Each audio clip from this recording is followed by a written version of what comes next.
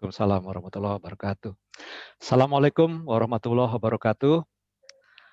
Alhamdulillah ya, semoga kita Waalaikumsalam. semua dalam keadaan sehat ya, selalu dalam keadaan eh, lindungan dari Allah Subhanahu wa taala ya, sehingga kita bisa menjaga ya kesehatan kita, kesehatan keluarga ya, terutama di masa pandemi ini. Saya mengucapkan terima kasih juga nih buat Mas Agung. Ini kayaknya santai aja gitu ya. Mas Agung dan Agripreneur ya, Agripreneur Ganesha yang telah memberikan kesempatan ya kepada saya ya untuk bisa berbagi ya. Jadi kata kuncinya berbagi apa yang kami lakukan ya.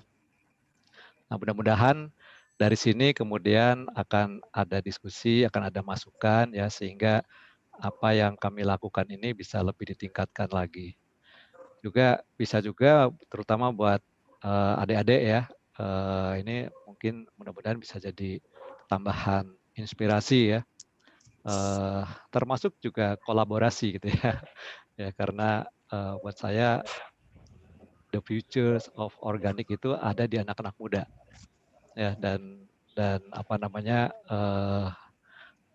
sekarang ini memang farm organik itu sedang giat untuk berusaha mentransfer ya operation ke anak-anak muda. Hari ini saya diminta untuk memberikan sharing tadi ya, yang mudah-mudahan kalau tadi menurut Mas Agung itu setelah ini Agripreneur Ganesha ini katanya akan ada secara periodik gitu ya. Ya mungkin juga ada dengan teman-teman yang lain gitu ya. Ya mungkin dari Farm Organic juga bisa beberapa kali ada di situ ya. Nah, untuk menyingkat waktu saya akan mulai saja dengan apa yang akan saya share ya. Oke, saya izin share screen dulu.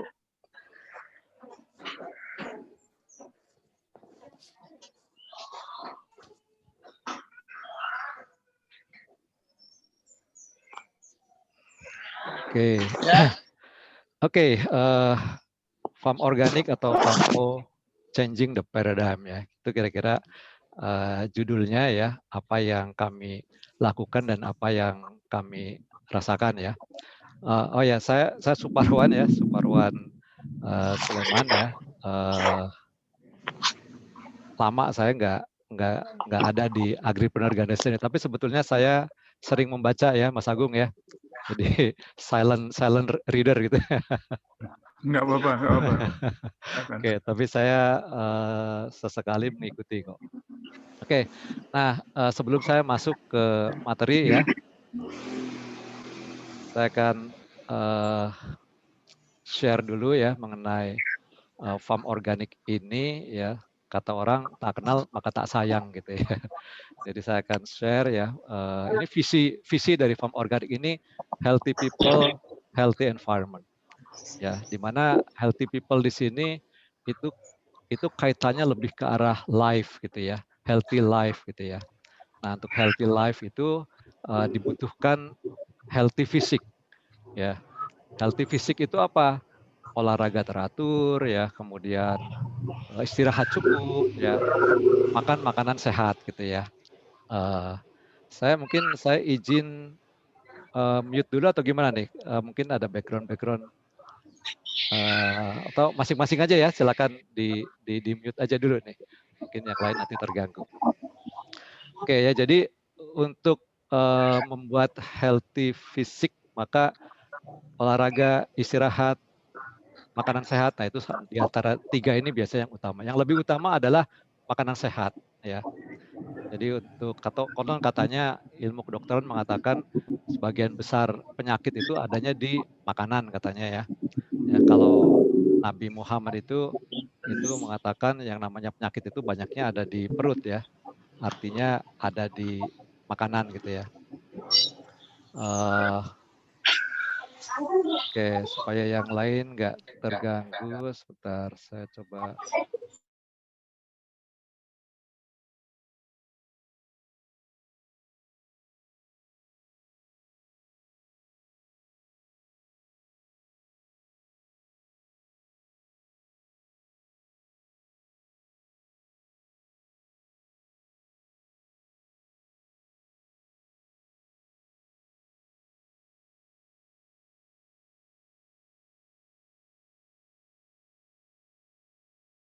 sorry saya yang di-mute.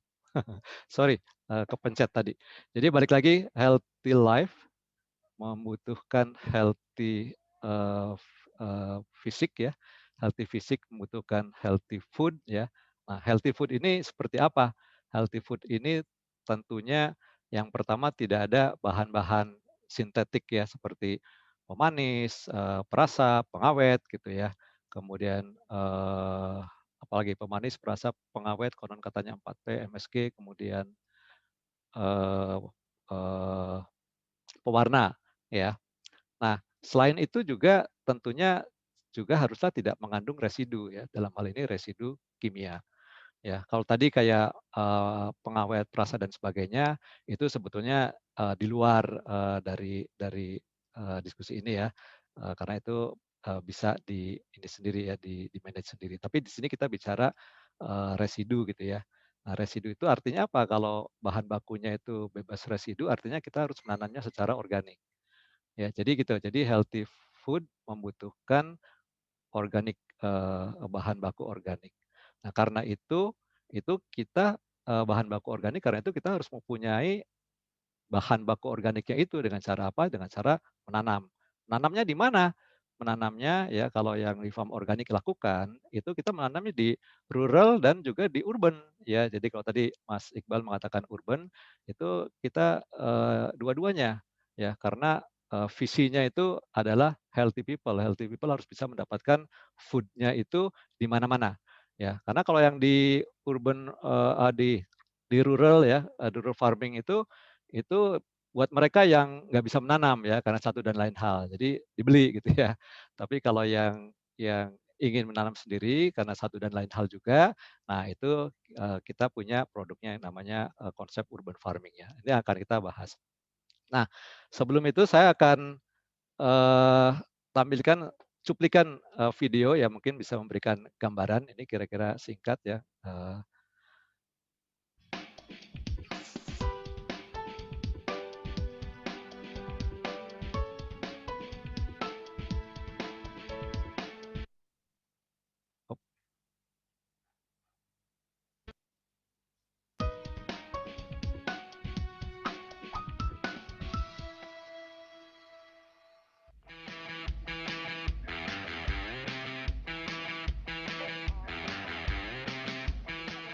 Ada yang tahu smoothie bowl?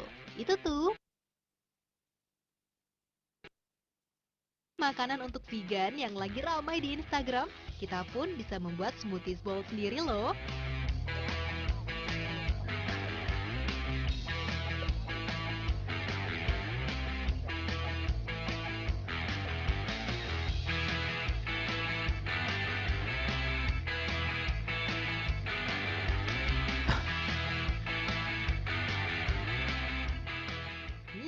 Yummy!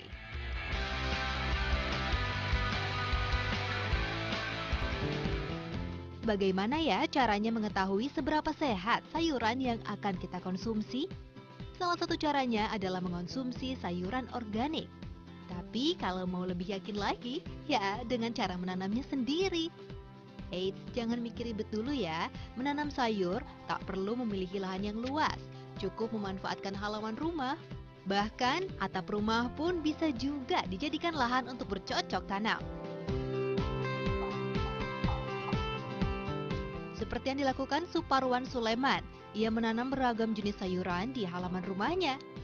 Tak hanya itu, ia pun sangat serius mengajak masyarakat untuk mengikuti jejaknya. Salah satu caranya yaitu dengan mendirikan farm organik. Farm organik merupakan eco-sociopreneurship yang memberikan solusi untuk masyarakat sehat dan juga lingkungan sehat. Awalnya, farm organik didirikan oleh Pak Suparwan hanya untuk mencari kenyamanan hidup dan meninggalkan rutinitas kerja yang cukup menyita waktu. Keinginan memiliki waktu berkumpul bersama keluarga lebih banyak. Apalagi sang istri pun sama-sama gemar bercocok tanam. Keduanya pun menjadi partner yang klop dalam mengurusi farm organik. Bahkan Pak Suparwan menyebut mereka sebagai green couple. Bisa aja ya. Gaya hidup organik itu sebetulnya bukan sekedar makan makanan organik, bukan. Bagi kami yang namanya gaya hidup organik itu adalah perilaku sehat. Saat ini urban farming telah menjadi gaya hidup. Karena semakin tinggi kesadaran masyarakat urban untuk menjalani gaya hidup sehat. Dengan melakukan urban farming, tak hanya tubuh yang menjadi sehat loh. Manfaat lainnya, kita juga dapat mengurangi dampak pemanasan global. Lebih jauh lagi, bisa mengurangi impor sayuran tentunya.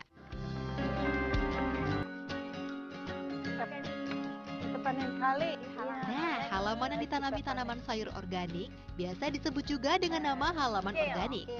Di halaman organik ini, beragam jenis sayuran bisa ditanam. Mulai dari selada, pakcoy, hingga kale. Semua sayur ini tak kalah indah dengan tanaman hias atau bunga-bungaan. Agar sayuran organik ini kandungan nutrisinya tidak hilang, mengolahnya pun harus tepat ya, jangan sampai sia-sia. Salah satunya seperti yang dibuat oleh istri Pak Suparwan, Bu Donor biasa mengolah sayuran yang ia panen di halaman rumahnya menjadi salad yang enak. Agar lebih sehat lagi, Bu Donor biasa mencuci sayuran dengan air yang sudah tercampur dengan sinar ultraviolet dan ozon. Tujuannya agar bakteri yang menempel pada sayuran pun mati. Campuran saladnya pun cukup sederhana, hanya berupa daun selada, tomat cherry, dan lumuri dressing berupa campuran jeruk lemon, minyak zaitun, dan madu.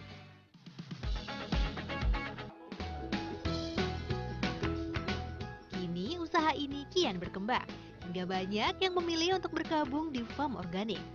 Mereka yang bergabung tentunya ingin mendapatkan pengetahuan mengenai pertanian dan pangan organik dari pria lulusan Fakultas Elektro ITB ini.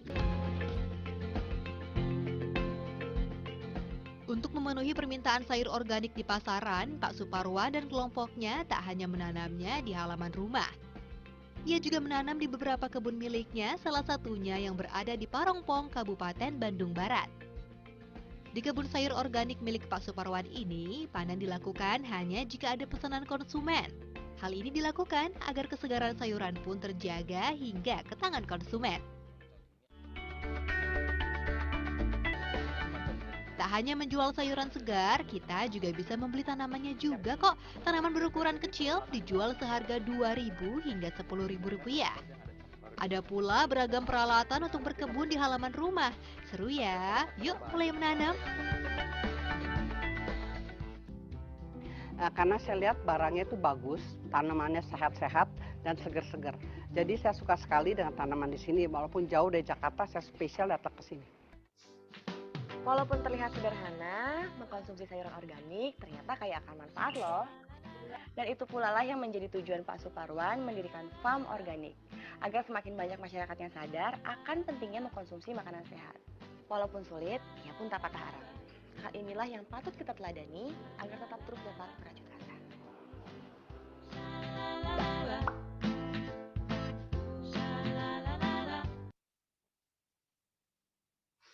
Oke, itu sekilas farm organik ya, yang didirikan ya tahun 2009 ya di Bandung ya. Foundernya saya, Suparwan Sulaiman dari Elektro 78 tadi sudah disebutkan, dan Donor Rahayu dari Biologi 79 ya. Kita ketemunya di PSM, tempat orang mencari jodoh. Oke, kemudian kami tahun 2009 mendirikan farm organik Parongpong ya, yang tadi ada di video ya tahun 2009. Yang kemudian kami expand ya dalam bentuk partnership ya di Tenjolaya ya. Ini kebetulan di Tenjolaya ini dari ITB juga nih Pak Budi Siswanto ya. Dan farm organik Malino ya di Makassar ya. Ini tahun 2015 dan 2016 ya kira-kira itu. Kemudian tahun 2010 ya, setahun kemudian setelah membuat farm organik Parongpong ya, kami membuat halaman organik urban farming ya di Sarijadi. Ini di rumah kami ya. Tadi yang di video itu di rumah kami ya.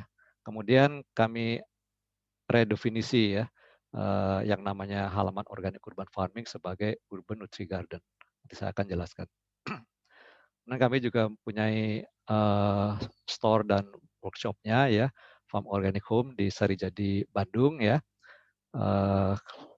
Legal name dari Farm Organic ini adalah PT Family Ekokultura ya, dengan register brandnya Farm Organic dan Farm O. Kami bisa dikunjungi di website farmorganic.com ya, atau di Instagram Farm Organic. Nah, itulah sekilas mengenai Farm Organic. Nah, yang akan kami share ya, ini adalah agendanya ya. Ada 3 poin ya yang akan saya share: conventional agriculture, organic agriculture, dan organic mindset, change the paradigm. Ya, sebetulnya tujuan akhirnya ada di sini, tapi harus melewati 2 pertama ini ya untuk bisa mengerti kenapa kita harus mengubah paradigma kita atau pola pikir kita. Saya akan mulai dengan konvensional ya. Ya, konvensionalnya kita tahu bahwa sangat intensif menggunakan pupuk kimia sintetik ya, maupun pestisida kimia ya, termasuk herbisida di dalamnya. Kemudian biasanya konvensional ini monokultur ya pada umumnya gitu ya. Jadi hamparan yang cukup luas gitu ya, dengan tanaman yang sama ya. Nah, ini biasanya sangat resource dan energi intensif ya, karena tadi pemakaian pupuk, kemudian pestisida dan sebagainya, salah satunya itu. Tapi conventional agriculture atau disebut juga pertanian industri, ada yang mengatakan pertanian kimia gitu ya. Secara hasil ya atau produktivitasnya itu cukup tinggi ya. Ini bisa dikatakan ya dibandingkan dengan yang lain ya, karena pemakaian dari pupuk dan pestisida kimia ini. Hanya saja seperti kita tahu bahwa yang namanya pertanian konvensional ini bisa merusak ya ekologi maupun lingkungan ya. Nah, kira-kira ini poin-poin yang mungkin ya teman-teman juga ingat ya, seperti ini, katakan anggaplah ini refresh saja ya. Ya, nah di conventional agriculture ini ya, kemudian kita coba bahas, saya akan coba bahas ya yang lebih spesifik, yang khususnya yang di sini nih ya, yang chemical fertilizer dan pesticide, chemical pesticide ya, karena ini akan sebagai pembukanya supaya kita logik berpikirnya itu bisa lancar gitu ya. Saya akan mulai dengan chemical pesticide ya. Nah, pupuk kimia ini kita tahu biasanya ya yang banyak beredar di pasaran itu ada urea ya, kemudian ada NPK gitu ya. Ya, kalau urea itu selalu mencantumkan kandungan N atau nitrogennya ya. Nah, ini pupuk Indonesia ini 46% gitu ya. Sedangkan kalau yang NPK itu biasanya ada angkanya di sini nih. Ya, angka 3 ini nitrogen 15, fosfor 15, kalium 15 gitu ya. Sehingga total ini 45. Ya, jadi kandungan unsur haranya itu kalau di urea itu nitrogen saja 46% untuk yang label ini ya. Sementara yang NPK yang produk ini itu totalnya unsur makronya adalah 45%, N tambah P tambah K. Ya. Jadi total unsur makronya itu kalau kita bicara yang NPK itu adalah 45% ya. Nah, dengan pertanyaannya yang 55% itu apa? Ya, karena bolak-balik di sini Anda tidak akan menemukan apa itu. Ya. Ya, karena memang tentunya tidak begitu penting ya. Yang penting adalah kandungannya itu N46 atau yang di sini kandungannya adalah 15, 15, 15 ya. Ya, dan petani sendiri juga pada umumnya melihatnya itu angka ini ya. Ya tidak peduli dengan angka ini ya. Nah, kalau orang organik itu biasanya ngelihatnya itu angka ininya juga. Apa ini? Apa efeknya terhadap lingkungan dan sebagainya gitu ya. Jadi ibarat kayak apa ya, kayak gelas yang diisi setengah gitu ya. Satu sisi melihat setengah penuh, orang lain melihatnya setengah kosong. Ini setengah penuh, enggak kok itu setengah kosong ya, padahal dua-duanya sama ya. Jadi tinggal cara pandangnya ya. Jadi ini nggak ada yang salah ya, nggak ada yang salah bahwa orang pertanian kimia ngelihat ke sini, pertanian organik ngelihatnya banyak lihat ke sini juga, gitu ya. Ya, dua hal yang berbeda cara pandang. Ya, ini udah mulai ada cara pandang yang berbeda. Nah, itu pupuk kimia ya. Nah, kalau pestisida ya, pestisida itu ada pestisida kontak ya, ada juga pestisida sistemik. Itu ada yang mungkin Mas Iqbal ada yang raise hand dan sebagainya, saya diinterupsi aja ya. Saya nggak baca soalnya. Ya, jadi oke lanjut. Oke lanjut dulu ya. Jadi ada kontak pesticide atau pestisida kontak ini yang banyak selama ini dipakai biasanya pestisida kontak ya. Artinya apa? Artinya kalau kita nyemprot ya, kemudian kena hama, maka hama itu akan impacted ya, mungkin dia mati atau apa gitu ya. Ya, tapi kalau kebetulan hama tersebut ada di balik daun ya, tidak kena uapnya juga, itu hama itu tidak akan mati ya. Jadi penyemprotannya makanya biasanya kalau nyemprot seperti ini dari atas dan dari bawah gitu ya.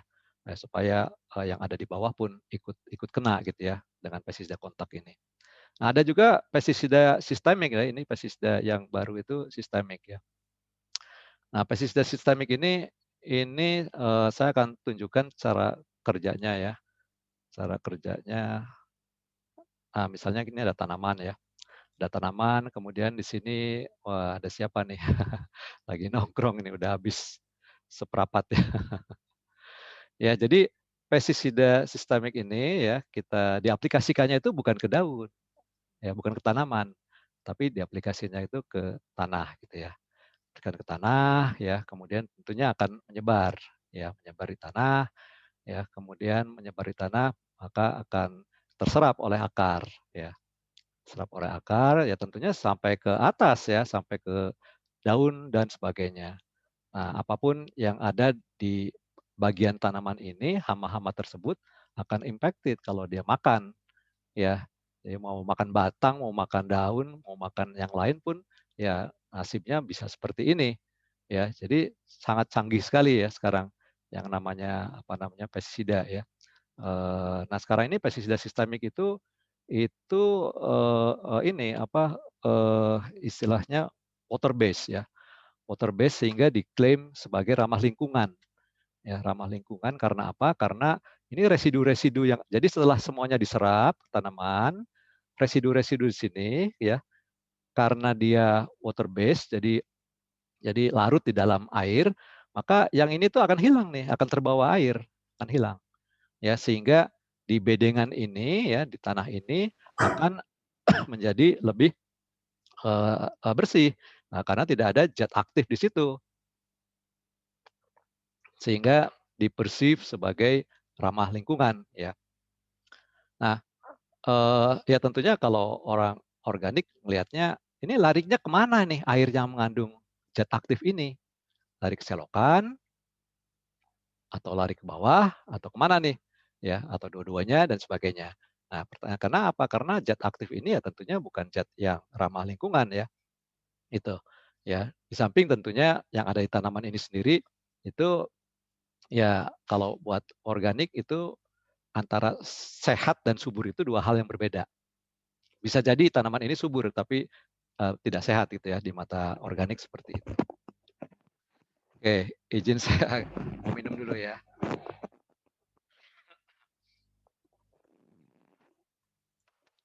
Ya, jadi sistemik ini seperti ini ya. Jadi ramah lingkungan dari satu sisi, tapi dari sisi lain ya bukan ramah lingkungan ya, barangnya sama gitu ya. Jadi dua-duanya betul karena cara pandangnya berbeda gitu ya, nggak ada yang salah. Ini contoh simulasi kalau dua tanaman ya, dua tanaman yang sama ini. Ini yang satu tetap di tanah, yang satu saya masukin nih ke air yang berwarna ya. Nah, ini ya Kira-kira seperti inilah efeknya gitu ya. Jadi semua apa yang ada di dalam tanah ini yang bisa masuk diserap oleh akar ya akan naik ke atas gitu ya, akan naik ke atas ya. Nah, karena itu kenapa pestisida itu tidak ada yang berwarna gitu ya. Jadi dia harus bening ya supaya tidak mengubah warna ini gitu ya. Kecuali kalau sekarang kan sudah ada aditif ya, aditif warna ya. Misalnya kalau mau warnanya kinclong pas panen misalnya mungkin biasanya 2 minggu sebelumnya disemprot dulu ya aditif untuk memberi warna itu ya. Nah ini inilah yang dilakukan di pertanian konvensional atau pertanian organik itu seperti ini ya. Karena itu memang hasilnya jadi bagus ya. Jadi sekali lagi di sini tidak ada salah, tidak ada benar ya. Ini cuma memang masing-masing punya tujuan. Kalau tujuannya memang punya seperti ini ya be it seperti itu. Nah, kalau kita bandingkan ya jadinya ya, atau kita simpulkan ya conventional agriculture ini dia betul-betul melindungi tanaman ya supaya produktivitasnya itu cukup tinggi ya. Ya sehingga yang dilakukan adalah feeding the crops. Jadi kasih pupuk, tanamannya kasih pupuk kimia yang tadi ya. Karena kandungan haranya itu tinggi sekali ya sehingga dia bisa tumbuh dengan cepat ya untuk bisa menghasilkan produktivitas yang tinggi. Nah, di samping itu untuk yang pestisidanya dia berusaha untuk membunuh hama yang ada di sini. Ini kan kalau dengan cara seperti ini yang dibunuh tidak hanya yang mati tidak hanya hama ya, tapi juga predatornya juga ikut gitu ya.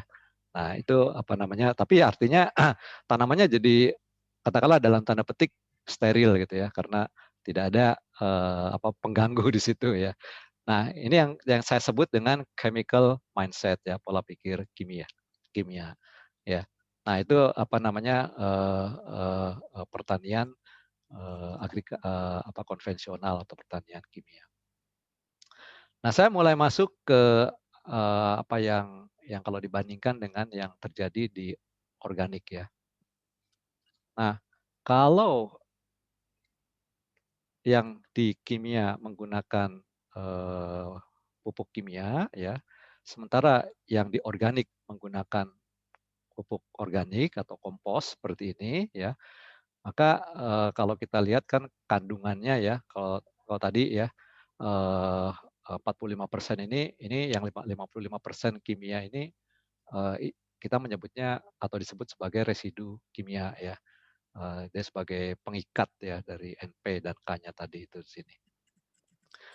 Sementara yang namanya kompos atau pupuk organik itu biasanya sih rata-rata 4-5% ya ininya haranya ya. Itu pun mikro dan makro gitu ya. Ya, mungkin ada yang tinggi bisa sampai biasanya sih di bawah 10 ya. Nggak akan setinggi yang ini gitu ya. Nah itu sisanya apa? Kalau di kompos itu atau pupuk organik itu sisanya itu bahan organik stabil.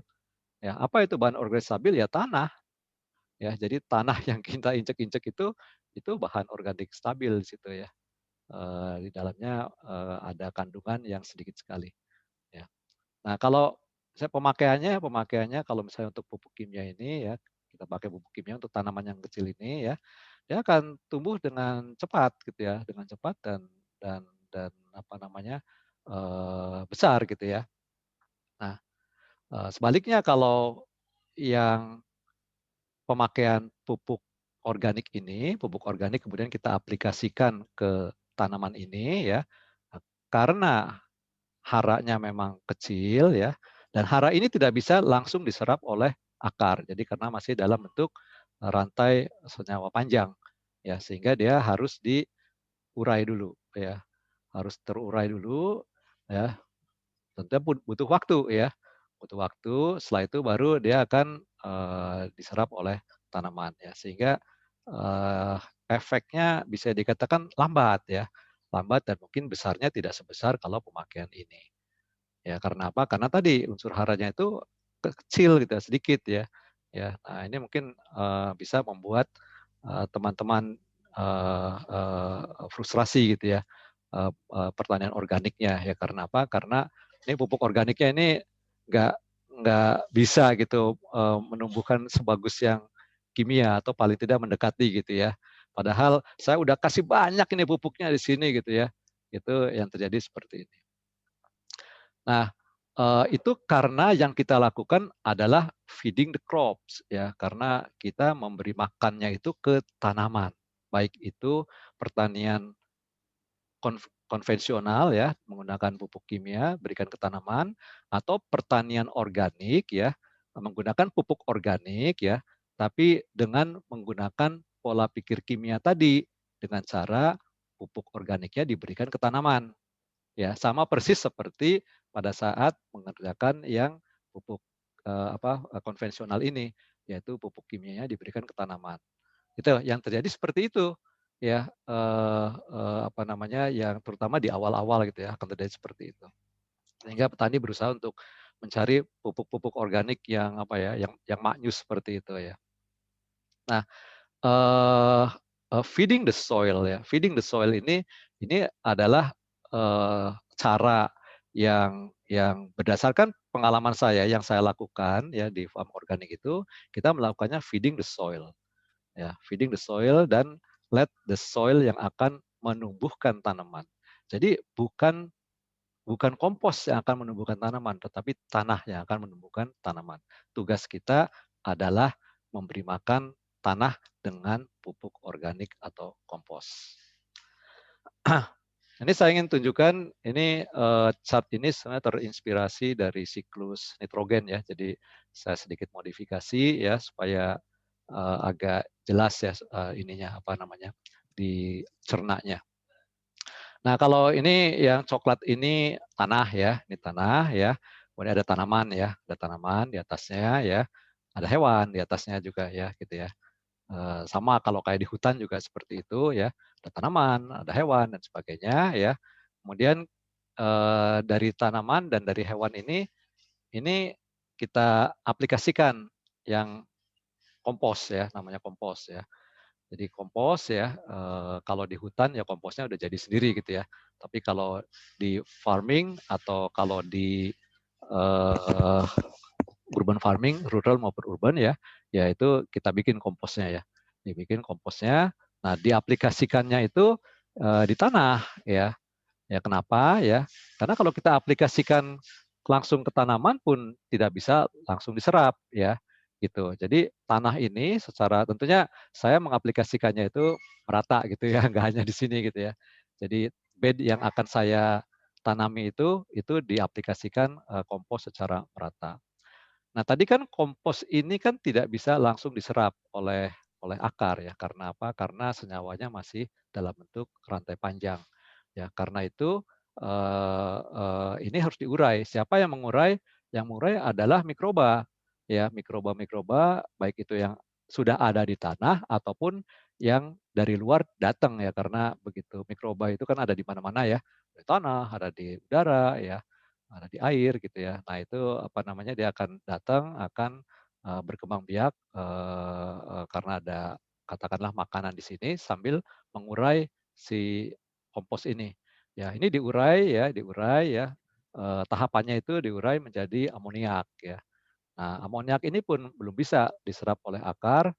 Ada lagi mikroba yang lain yang tugasnya mengubah ini amoniak menjadi nitrit ya. Kemudian ada lagi mikroba lain ya mengubahnya menjadi nitrat ya. Nah, nitrat ini yang kemudian terjadi proses asimilasi C yang membuat unsur hara ini bisa diserap oleh si akar ya. Jadi itu butuh proses gitu ya. Butuh proses sampai dia menjadi bisa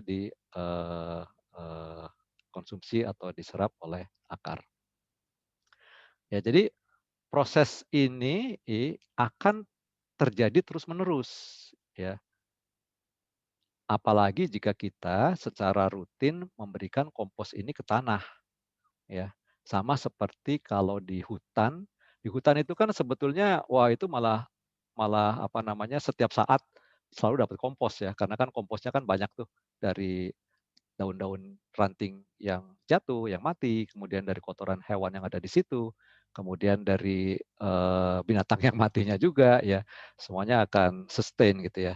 Sehingga hutan itu sustain tanamannya gitu. Begitu juga di farming baik itu di rural maupun di urban dengan cara seperti ini sama ya.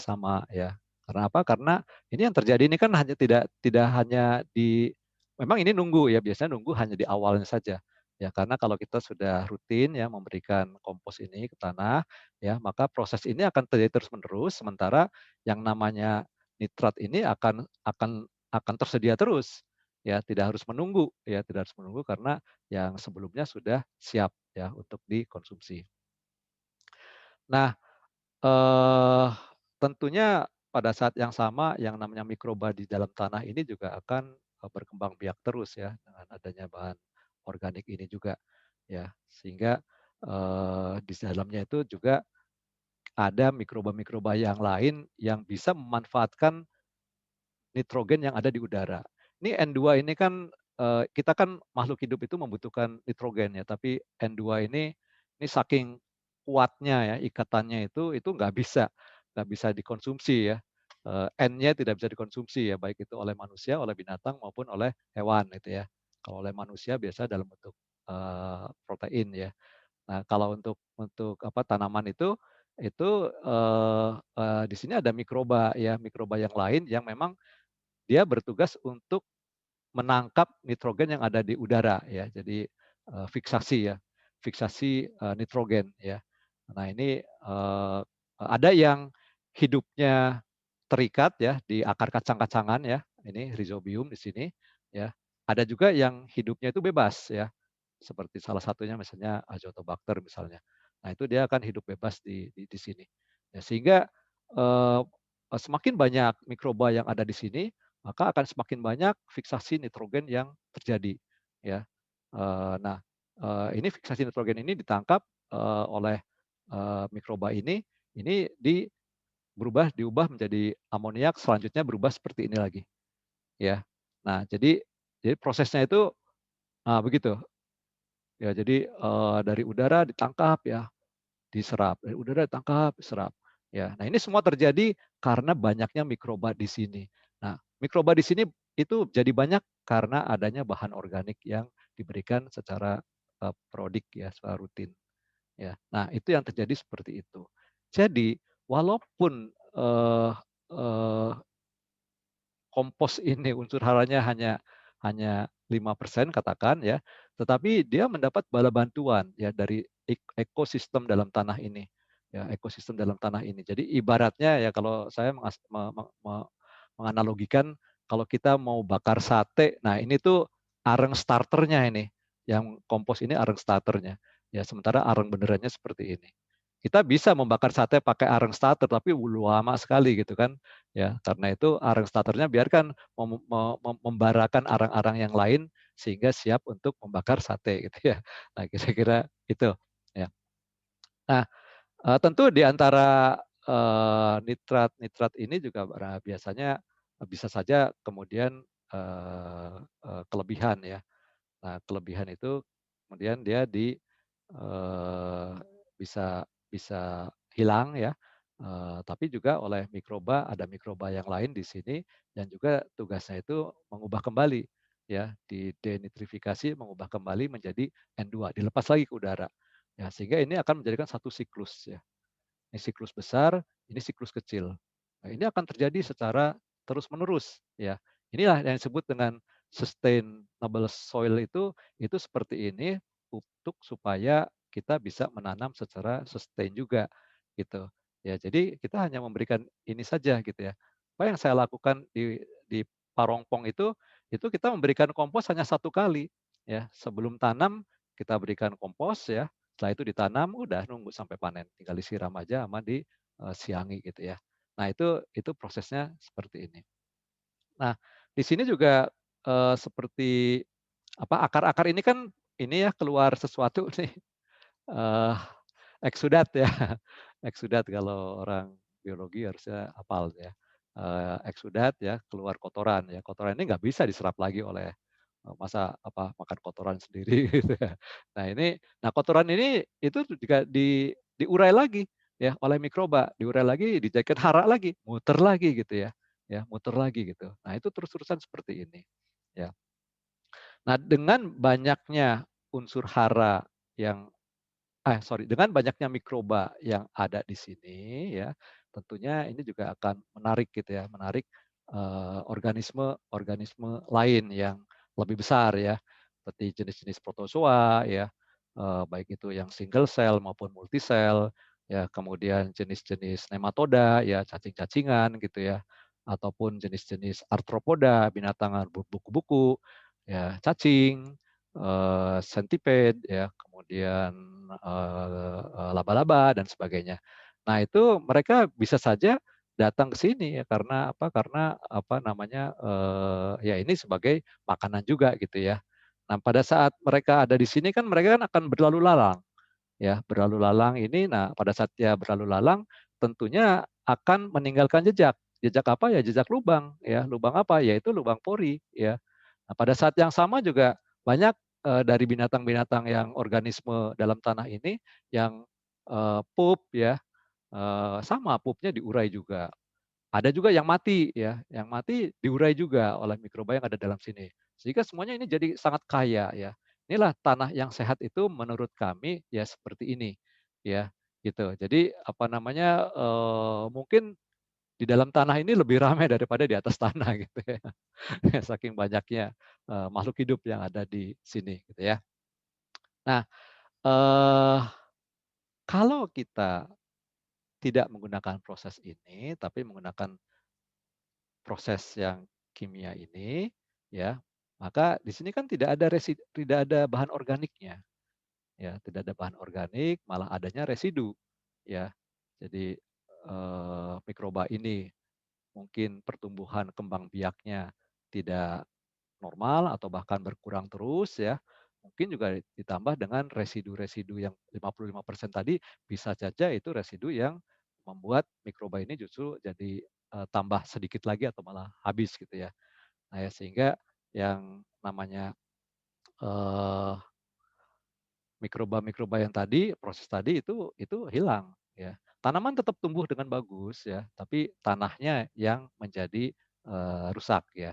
Nah, itu yang tadi disebut dengan setara ekologi ya maupun ekosistem itu rusak ya dengan penggunaannya. Tapi hasilnya tetap bagus ya, seperti itu. Ya, jadi itu ya kira-kira prosesnya ya kenapa kita harus composting the soil gitu ya. Nah, tadi binatang-binatang ada dalam tanah ini itu membuat tanah ini menjadi gembur ya. Karena mikroba tadi juga dia menggerus semua yang ada di dalam tanah ini ya. Organisme yang lebih besar juga meninggalkan jejak, membuat lubang-lubang ya sehingga pori-pori di sini itu akan bagus ya. Nah, pori-pori yang bagus maka yang namanya air ya bisa mudah masuk, yang namanya udara bisa mudah masuk sehingga kebutuhan yang makhluk hidup yang ada dalam tanah ini ya termasuk kebutuhan akar itu bisa terpenuhi. Nah itu jadi kita harus ubah gitu ya. Ya kita harus ubah mindset kita bukan bukan composting the crops ya, tapi composting the soil. Ya jadi biarlah tanah ini yang akan meneruskan tugasnya untuk menumbuhkan tanaman. Nah, bagaimana dengan pestisida? Ya, nah pestisida ini kalau di pertanian biasa itu kan membunuh ya hama-hama yang ada di sana betul-betul melindungi tanaman ya sehingga tanaman bisa aman tumbuhnya gitu ya. Ya, sedangkan di organik itu caranya kita harus harus harus building ekosistem, harus membentuk ekosistem ya sehingga yang namanya hama itu bisa dikendalikan gitu ya. Ya, kenapa? Ya, karena yang namanya eee, pestisida organik itu slow impact. Jadi tidak kayak yang kimia, begitu kena bisa langsung klepak-klepak gitu ya, seperti itu. Tapi kalau yang, organik itu dia lama ya, lama, efeknya lama ya, efeknya lama bisa beberapa minggu seperti itu. Karena biasanya dia caranya bukan dengan cara langsung membunuh, tapi, biasanya salah satunya misalnya mengganggu, saraf pencernaan atau reproduksi ya. Nah, sehingga setelah beberapa lama baru akan terasa efeknya. Nah, kalau udah seperti itu ya mungkin kalau kita berpikirnya secara kimia tentunya nggak sabaran gitu ya. Nggak sabaran, kok disemprot kok masih begitu aja gitu ya. Sama kayak petani saya juga, "Pak," ya, dulu beberapa tahun yang lalu itu, di awal-awal ya, "Ini saya semprot kok nggak mati-mati, Pak." Ya biarin aja nanti coba kita lihat ya, apa namanya, 1, 2 bulan ke depan. Ya, jadi gitu. Jadi yang penting kamu semprot, kalau memang perlu disemprot, semprot ya. Karena kebetulan kami menanam juga tanaman-tanaman yang memang biasa dipakai untuk, pestisida organik di itu dulu ya, di farm organik ya. Ya jadi, lebih ke arah bagaimana kita me-manage population ya, populasi dari si hamanya ya, untuk yang pestisida organik ini, ya. Jadi, kalau kita menggunakan pola pikir kimia, menggunakan pestisida organik dengan pola pikir kimia, maka ya tadi, jadi disemprot kok nggak mati-mati gitu ya. Ya, sehingga berusaha untuk mencari pestisida yang ampuh gitu ya, pestisida organik yang ampuh gitu ya. Nah itu, tentu banyak cara gitu ya, seperti itu. Ya jadi, itu ya, idenya seperti itu. Ya, jadi idenya, caranya jangan disamakan. Ya, tapi sebetulnya bukan cuma caranya yang jangan disamakan, tapi juga cara berpikirnya.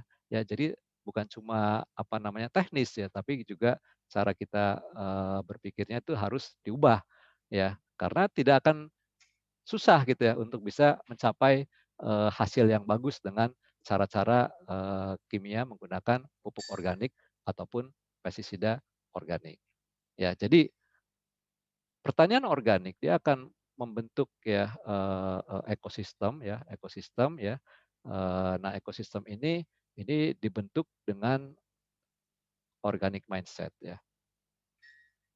Ini yang mengubah paradigma kita ya untuk berpikirnya itu berpikir yang betul-betul lepas ya dari pertanian konvensional.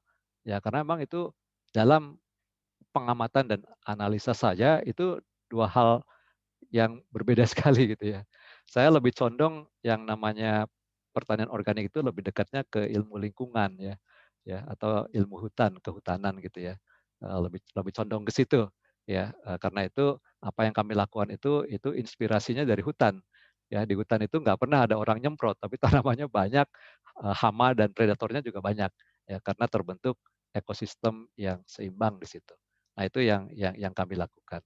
Nah, untuk mengubah paradigma ini, apa yang perlu dilakukan ya. Jadi untuk bisa mempunyai mindset organik ya, ini yang kami lakukan ya. Pertama, tentunya kita harus punya kompetensinya. Ya, jadi jangan sampai kita mengerjakan katanya-katanya gitu atau ngelihat padahal yang dilihat itu adalah cara-cara dengan mindset kimia ya. Nah, karena itu kita harus harus harus mulai mempelajari gitu ya. Kompetensi itu apa sih? Ya, kompetensi ini terdiri dari tradisi, inovasi dan ilmu pengetahuan. Ya, jadi tradisi ini apa yang dilakukan oleh orang-orang zaman dulu, ya. Itu mereka-mereka itu kan dengan kearifan lokalnya itu biasanya selalu peduli terhadap lingkungan ya, apa yang mereka lakukan. Nah, tradisi-tradisi ini ya di daerah-daerah yang di mana-mana itu seyogianya tetap dijaga gitu ya. Namun kalau kita mengikuti murni tradisi ini, mungkin hasilnya tidak akan sebanyak yang kita butuhkan, apalagi dengan 7 miliar manusia di bumi ini ya dengan 260 juta manusia Indonesia gitu. Ya karena itu butuh inovasi ya, butuh inovasi. Nah, tentunya inovasi ini adalah inovasi yang tetap dengan menjaga kearifan lokalnya, ramah lingkungannya gitu ya. Nah, inovasi ini dipakai ya untuk bisa meningkatkan apa namanya hasil ya dari pertanian organik ini. Nah, ini harus dibalut dengan ilmu pengetahuan mengenai organiknya. Karena ilmu pengetahuan ini kan sebetulnya jalur, track-nya. Ya, nggak boleh keluar dari track. Ya, kalau misalnya apa namanya mungkin agak bending the track ya bolehlah, tapi kalau breaking the track itu jangan ya. Ya karena itu kita harus tahu gitu, ilmu organik itu apa gitu ya, gitu. Ya saya berdua dengan istri saya berusaha mempelajari ini, makanya tadi menyimpulkan, ini ini sih lebih dekat ke ilmu lingkungan ini gitu ya.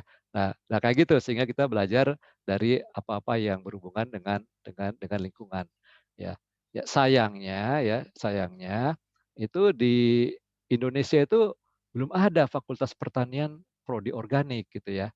Nah ini mungkin tantangan buat Bu Agung Astuti nih untuk bisa gimana caranya kita bisa bikin gitu di situ. Saya welcome kalau diajak kerjasama untuk membuat prodi organik gitu ya. Karena ini cara berpikirnya itu sangat sangat berbeda gitu ya.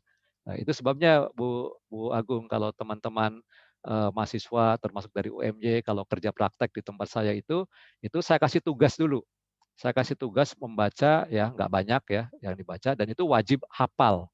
Nggak hafal suruh pulang atau suruh balik lagi, apalin dulu baru baru apa namanya pembekalan lagi. Jadi pembekalan itu saya lakukan langsung ya. Setelah itu saya brainwash ya. Saya brainwash sampai dia mengatakan bahwa oh jadi organik itu begitu ya Pak. Nah itu baru boleh ke kebun Bu. Jadi silakan kalau Ibu memerlukan ya kita bisa berkolaborasi untuk membuat prodi pertanian organik. Nah, ilmu atau kompetensi ini ya itu tentunya tidak cukup ya kalau tidak dipagari dengan moral ya, etik ya. Ya, itu semuanya ada di Organic Agriculture Principle. Ini semuanya saya rangkum dari International Federation of Organic Agriculture Movement. Ya, cuma yang merangkum seperti ini rasanya belum ada gitu ya. Jadi saya coba ambil ini dirangkum menjadi satu konsep yang seperti ini. Ya, prinsip pertanian organik ini apa? Ya, prinsip pertanian organik itu ada prinsip sehat, prinsip ekologi, prinsip keadilan dan prinsip kepedulian. Ya, apa itu? Ya, prinsip sehat ini bukan sekedar kita harus sehat, fisik kita harus sehat, bukan sekedar itu, tapi harus sehat mental, sehat ekologi, sehat sosial dan sehat ekologi. Ya, jadi kalau kita ingin terjun sebagai di dunia pertanian organik, ya kita harus punya perilaku sehat fisik, sehat mental, ya sehat sosial dan sehat ekologi. Ya, jadi tunjukkan bahwa bahwa yang kita kerjakan itu memang untuk kesehatan, tunjukkan bahwa kita juga mengkonsumsinya dan sebagainya gitu ya. Ya harus seperti itu, kita harus seperti sehat. Tunjukkan bahwa apa namanya bahwa mentalitas kita dalam mengerjakan pertanian organik ini juga juga harus muncul ya nilai-nilai kejujuran ya kesabaran ya nah itu apa namanya hal-hal yang harus ada kalau tadi kan kalau kita nggak sabar itu nggak bisa itu pengen cepet-cepet itu nggak bisa kalau di karena di organik itu ada prosesnya di awalnya gitu ya gitu apalagi yang kejujuran ya karena kejujuran itu sangat sangat sangat dijunjung tinggi ya ya makanya ada yang namanya trusted organic itu kalau orangnya nggak jujur ya gimana mau mau mau mau menghasilkan trusted organic ya. Sehat sosial, sehat ekologi udah jelas ya bagaimana kita peduli pada orang lain ya, pegawai, lingkungan, sekitar kita ataupun pada konsumen dan juga sehat ekologi bagaimana kita menjaga lingkungan ini. Ya, prinsip ekologi ya tadi lebih ke kearifan lokal yang mengikuti apa yang akan ada di alam ya. Jadi kita tidak melawan alam di situ. Ya, kita harus harus mengikuti ya. Kalau pas lagi musim hujan banyak tanaman sesuatu yang banyak hambanya ya udah nggak usah ditanam lah. Tunggu lagi nanti kalau kalau udah apa namanya reda, tanam yang lain kan banyak yang tumbuh bagus juga gitu ya. Nah kayak gitu ya. Jadi apa namanya eee eee tidak tidak harus kita stick dengan apa yang akan kita lakukan kalau misalnya alam tidak mengendaki itu. Ya, prinsip keadilan itu bagaimana kita harus berlaku adil bukan hanya kepada sesama manusia, yaitu kepada pegawai, kepada konsumen, kepada penjual, ya. Ini semuanya, ya masing-masing harus berlaku adil ya. Kalau yang namanya penjual atau apa bandar seperti itu, dia nggak boleh neken harga gitu ya. Nggak boleh juga meninggikan harga ke pelanggan. Pelanggan juga nggak harus adil juga bahwa saya pengen yang murah misalnya, atau saya pengen organik tapi harus mulus semua. Nah, itu bagian dari edukasi yang harus kita lakukan. Prinsip care atau peduli itu bagaimana kita berpikirnya bahwa kita harus bisa memanfaatkan bumi ini saat ini untuk kita semua dan untuk generasi yang akan datang nanti. Ya, jadi bukan sekarang saja terus ditinggal untuk generasi yang akan datang, tapi kita harus menjaganya. Ya, karena itu kita harus jaga supaya tanahnya itu sustain, sehat dan sebagainya. Ya. Nah, kalau kita mempunyai kompetensi seperti ini, mempunyai pengetahuan seperti ini, ya dibalut dengan prinsip-prinsip moral seperti ini, ya, itu yang namanya standar organik itu bisa dengan mudah dilewati, ya, bisa dengan mudah. Nggak nggak berpikir keras bagaimana caranya untuk bisa memenuhi standar organik. Ingat ya bahwa standar organik itu merupakan minimum requirement untuk menjadi organik, ya. Itu standar organik, ya.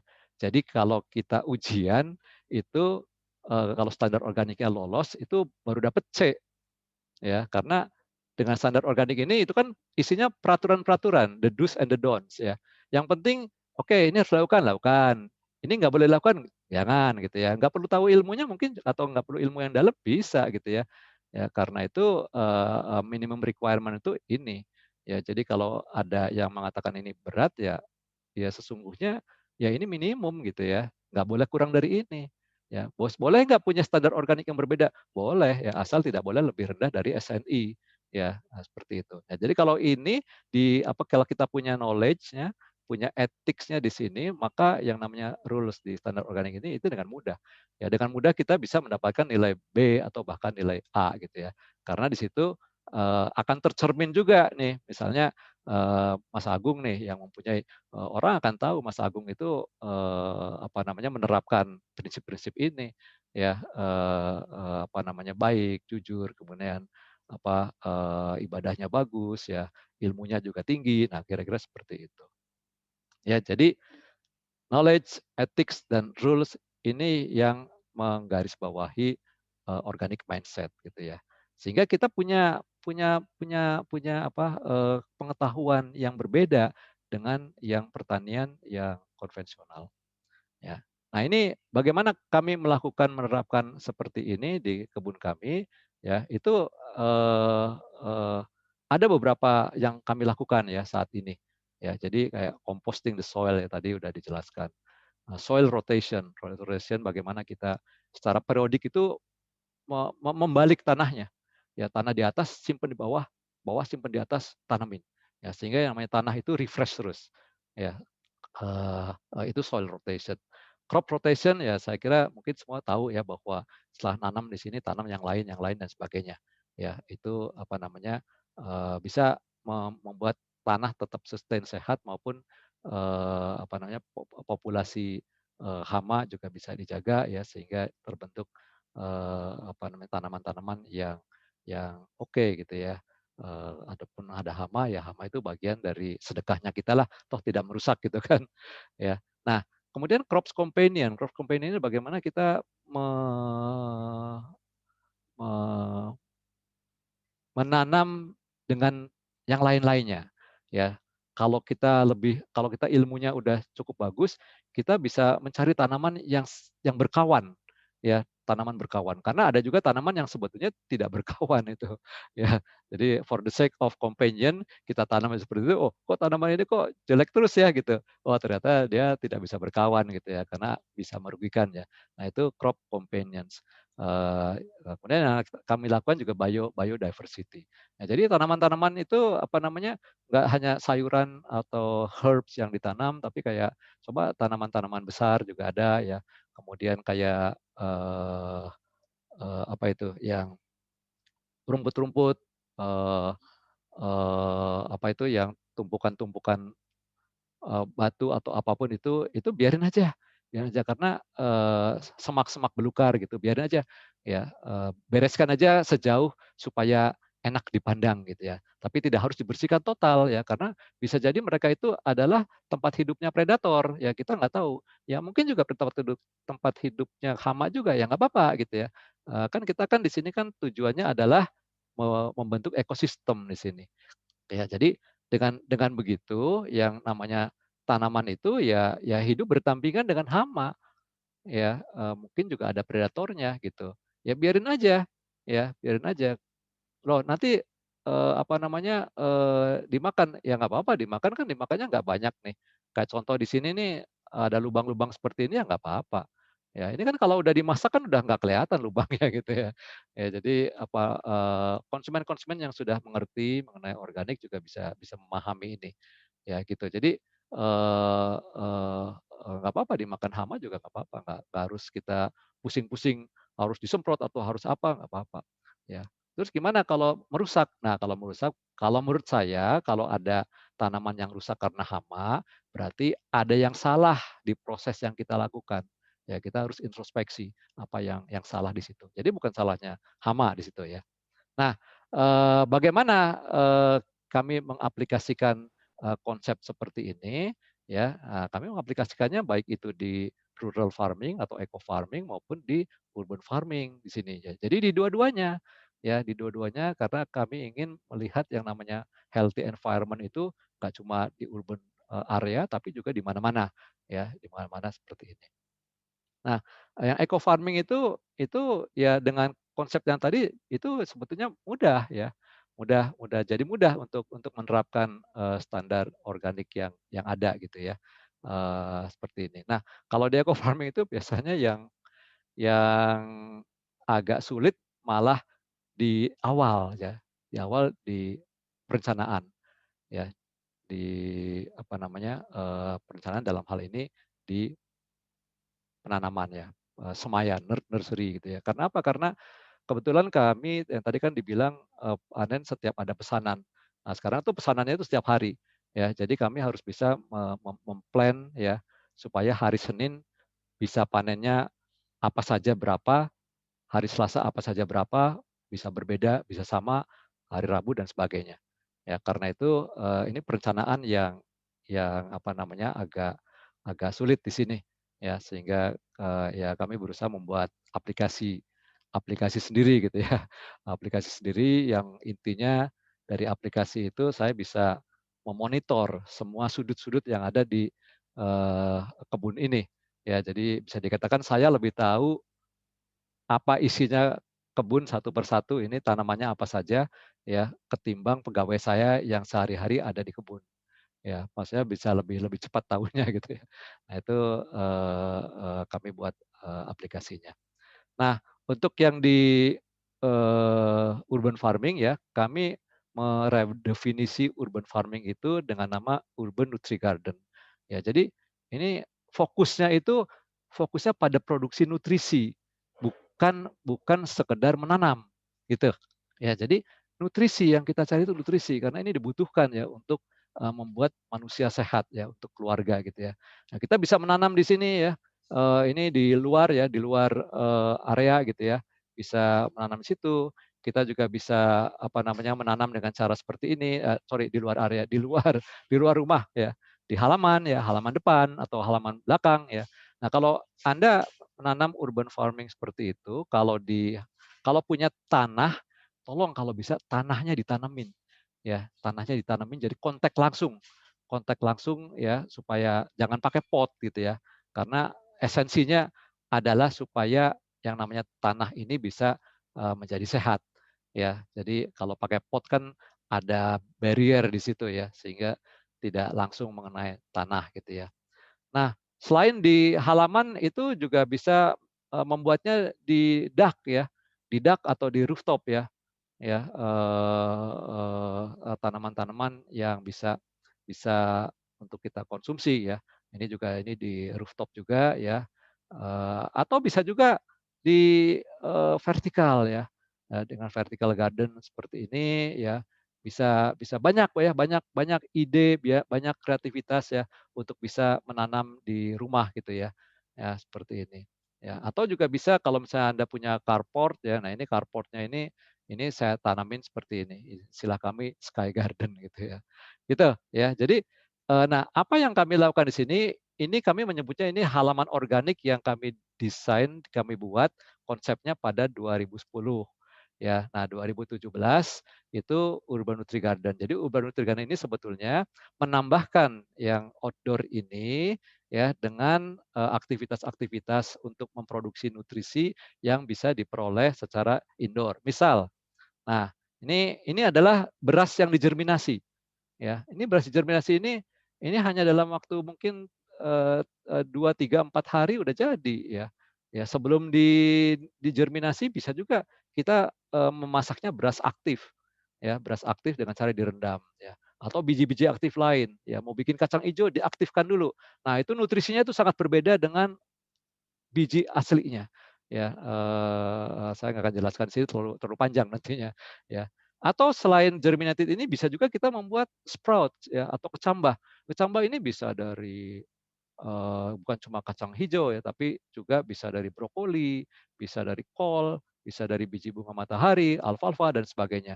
Ya, apapun yang kita bisa makan dan suka itu bisa dipakai seperti ini. Nutrisinya juga berbeda dengan yang nutrisi-nutrisi yang ada di tanaman-tanaman besar seperti ini. Ya, ingin yang lebih besar lagi, ya kita bisa bikin microgreens ya. Ini microgreens itu lagi rame nih ya, biasanya banyak dipakai untuk restoran, untuk garnish seperti itu ya. Nah ini microgreens itu sama ya nutrisinya itu dia lebih lebih lebih concentrated ya dibandingkan dengan tanaman dewasa ya. Konon katanya bisa sampai 3 kali lipatnya konon ya. Nah, saya belum membaca hasil penelitiannya gitu ya, tapi kira-kira seperti itu ya. Bisa juga wheatgrass ya untuk vitalitas ya, antioksidan ya cukup tinggi di sini ya. Atau kita juga bisa menanam baby ya, sayuran baby. Ya, jadi Urban Nutri Garden itu tidak sekedar menanam, tetapi bagaimana kita bisa menghasilkan variasi nutrisi ya untuk keluarga kita di rumah ataupun untuk usaha ya. Nah, ini pada dasarnya merupakan bisnis dasar dari farm organik ya.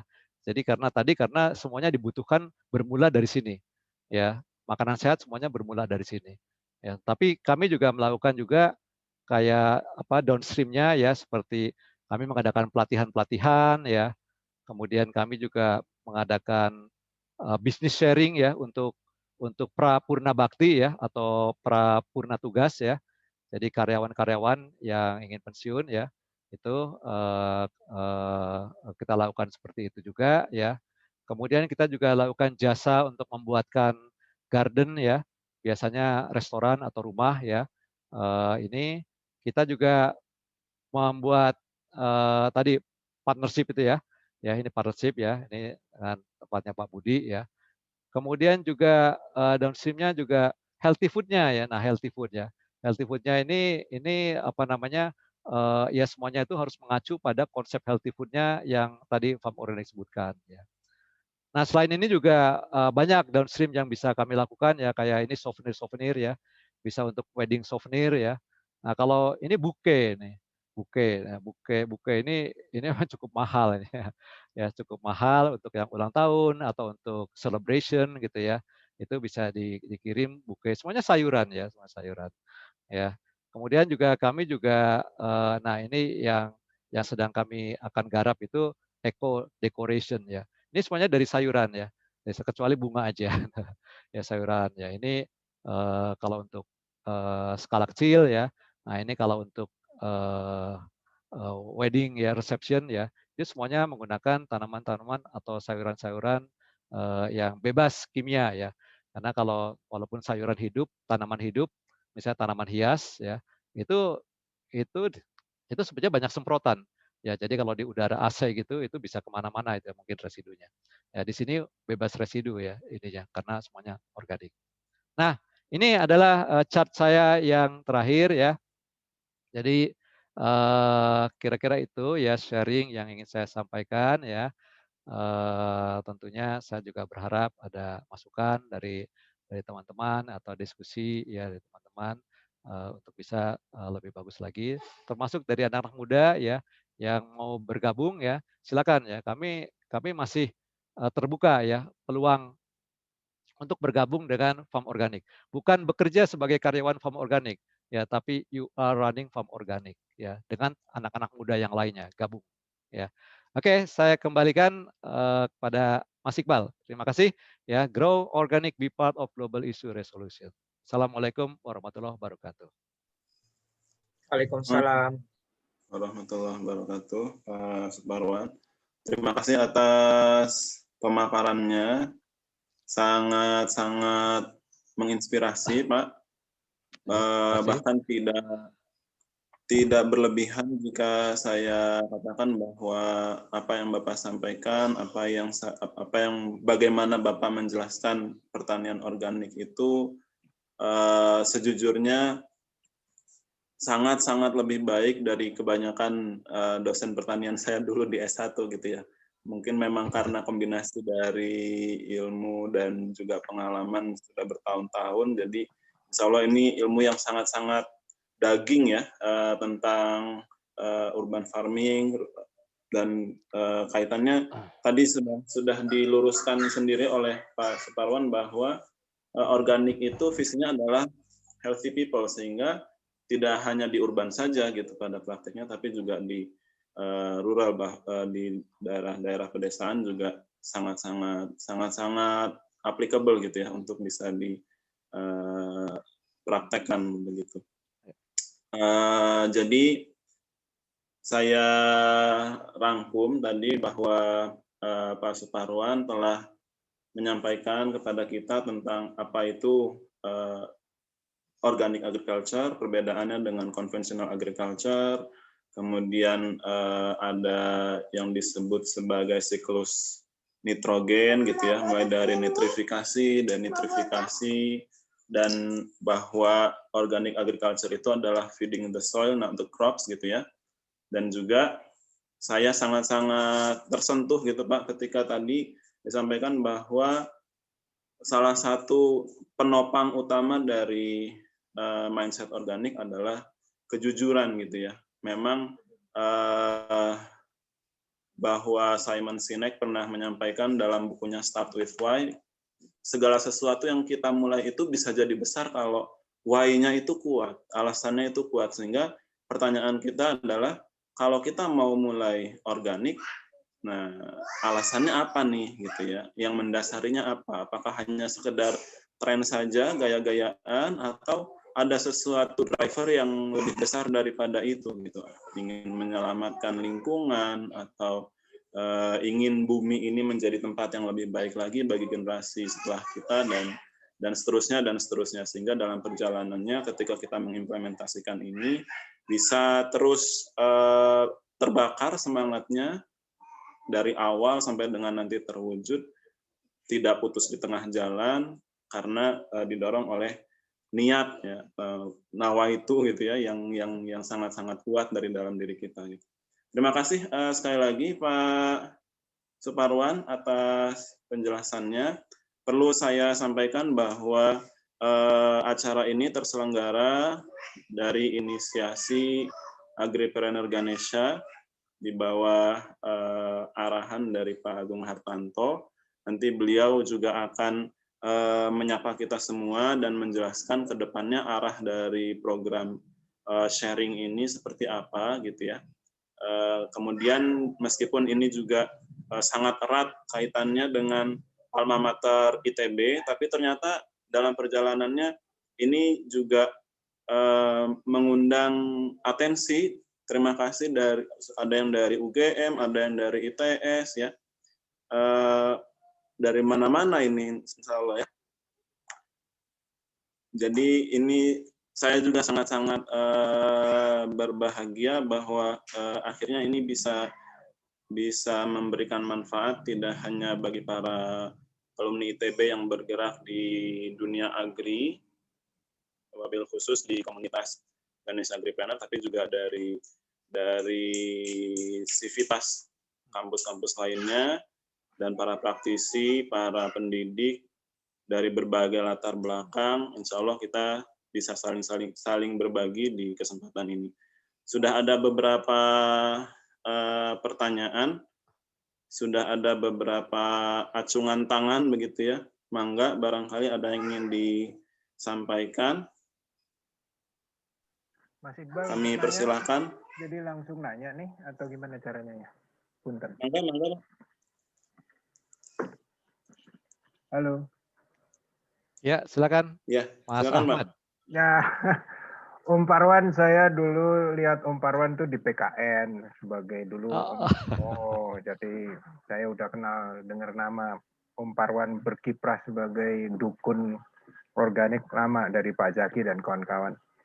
Real short aja, singkat saya mau nanya dua hal nih. Yang pertama, organik ini dengan kemarin saya juga sempat ini masih dengan Mas Agung juga ada saya belajar sedikit tentang smart farming, precision farming, integrated farming ya, sama hidroponik. Ini terus saya jadi bertanya itu organik itu versus itu semua atau bisa bareng-bareng gitu ya.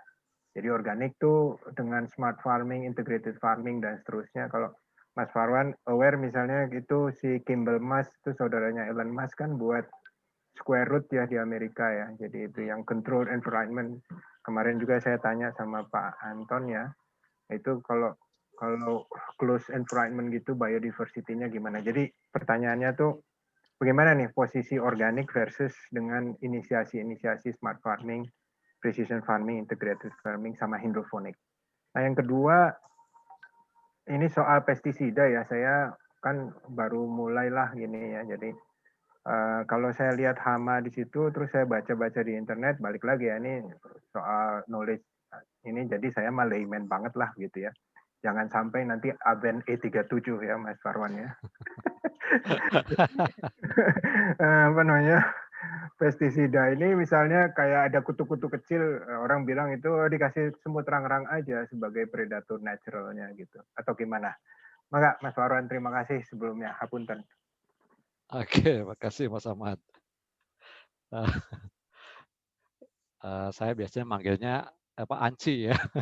Betul. Saya kenal juga dengan ibu donor. Yang baik. Iya, jadi satu-satunya metode pertanian yang ada rule-nya itu adalah organik. Ya, setahu saya itu. Mungkin ada juga satu lagi GAP, ya, Good Agricultural Practices ya. Tapi selain itu saya nggak lihat ada aturannya. Nah, karena itu memang prosesnya juga ada gitu ya prosesnya itu ada di situ. Nah, kalau implementasi dari konsep-konsep tadi kayak smart farming, precision dan sebagainya itu sebetulnya lebih ke arah bagaimana konsep-konsep itu dipadu-padankan dengan proses organiknya. Ya, jadi proses organiknya ini misalnya kayak yang kami lakukan itu kayak di belakang saya itu tanaman itu macam-macam, ya beda-beda gitu ya. Udah jarak 1 meter udah beda, yang lain beda dan besarnya juga beda-beda gitu ya. Jadi saya pernah diskusi dengan salah seorang yang juga pasti pameran gitu ya. Ini gimana implementasinya nih kalau punya saya kayak gini nih gitu. Nah itu memang pada umumnya precision dan smart farming ini memang banyaknya di yang konvensional jadinya ya dengan monokultur dan sebagainya gitu ya. Nah itu terus terang saya juga mungkin nanti ada teman-teman yang lain bisa kita diskusi bagaimana implementasinya. Ya karena yang namanya building ekosistem itu istilahnya ya apa namanya ada segala macam gitu. Ada segala macam managingnya itu saya masih agak bingung. Ya misalnya kalau satu area ini masa managingnya cuma per berapa meter persegi gitu ya. Karena beda-beda. Nah, kalau seperti itu akan banyak sekali gitu ya. Ya, mungkin secara teknis ya, teknologinya itu bisa dimungkinkan ya, cuma jadi banyak sekali ininya ya. Kayak misalnya di kebun saya yang di Parompong itu yang cuma 3 ribuan sekian meter persegi itu ada ada lebih dari 250 bed ya, bed besar yang tiap bed ini isinya macam-macam, beda-beda. gitu ya. Jadi dan itu bisa jauh-jauh gitu ya, bisa jauh-jauh. Nah itu saya ngelihatnya managingnya masih masih waktu saya diskusi ya dengan salah satu yang ada di pameran itu masih nggak bisa masuk ke situ. Ya, saya nggak tahu dengan kondisi sekarang itu pamerannya kira-kira beberapa tahun yang lalu. Ya gitu, jadi mungkin nanti ada yang lain yang bisa menambahkan silakan. Jadi kalau kayak tadi di farming saya itu antar jalan udah sebelah itu udah beda gitu ya. Nah kemudian yang soal hama, predator dan sebagainya gitu ya, kita berpikirnya itu jangan berpikir hama ya. Jadi jangan berpikir predator, berpikirnya adalah ekosistem. Ya, jadi gitu, mindset ini yang harus kita bangun. Untuk membentuk ekosistem itu apa yang harus dilakukan? Nah, kalau ekosistem terbentuk, ya udah otomatis yang namanya apa namanya hama maupun predator itu bagian dari sistem. Gitu. Jadi yang kami lakukan ya seperti itu gitu. Ada kalau misalnya ada yang rusak itu kan bisa terjadi misalnya satu bed rusak. Nah, kalaupun rusak itu isolated hanya itu aja. Tanaman yang sama persis di sebelah-sebelahnya itu nggak apa-apa karena dia ada barrier tanaman yang lain. Nah, kalau seperti itu ya tinggal dibuang aja. Ya dibuang aja. Nah, salah satu yang memang membuat sayuran organik itu agak mahal itu sebenarnya salah satunya adalah overhead cost-nya. Ya, jadi kayak tadi itu misalnya kalau misalnya prosesnya masih belum bagus ya sehingga ada yang rusak seperti itu, ya tinggal di-costing aja yang rusaknya. Jadi kalau ada yang rusak seperti itu tinggal dibabat aja karena udah dibayar. Tapi ya poinnya adalah kalau ada yang rusak berarti ada ekosistem proses yang kurang. Ya itu yang harus diintrospeksi. Oke, Mas. Organik dengan hidrofarming lainnya ini pertanyaan Anci ini wah ini curang nih lewat istri saya nih nambahnya. Enggak. Oh yang pertama Enggak. yang Enggak, organik dengan curang. enggak ya. Oh ini Enggak. sorry bukan ya. Ini namanya sudon nih. Ya Sudon udah ini. maaf. Disangkanya KKN nih. Enggak. Organik dengan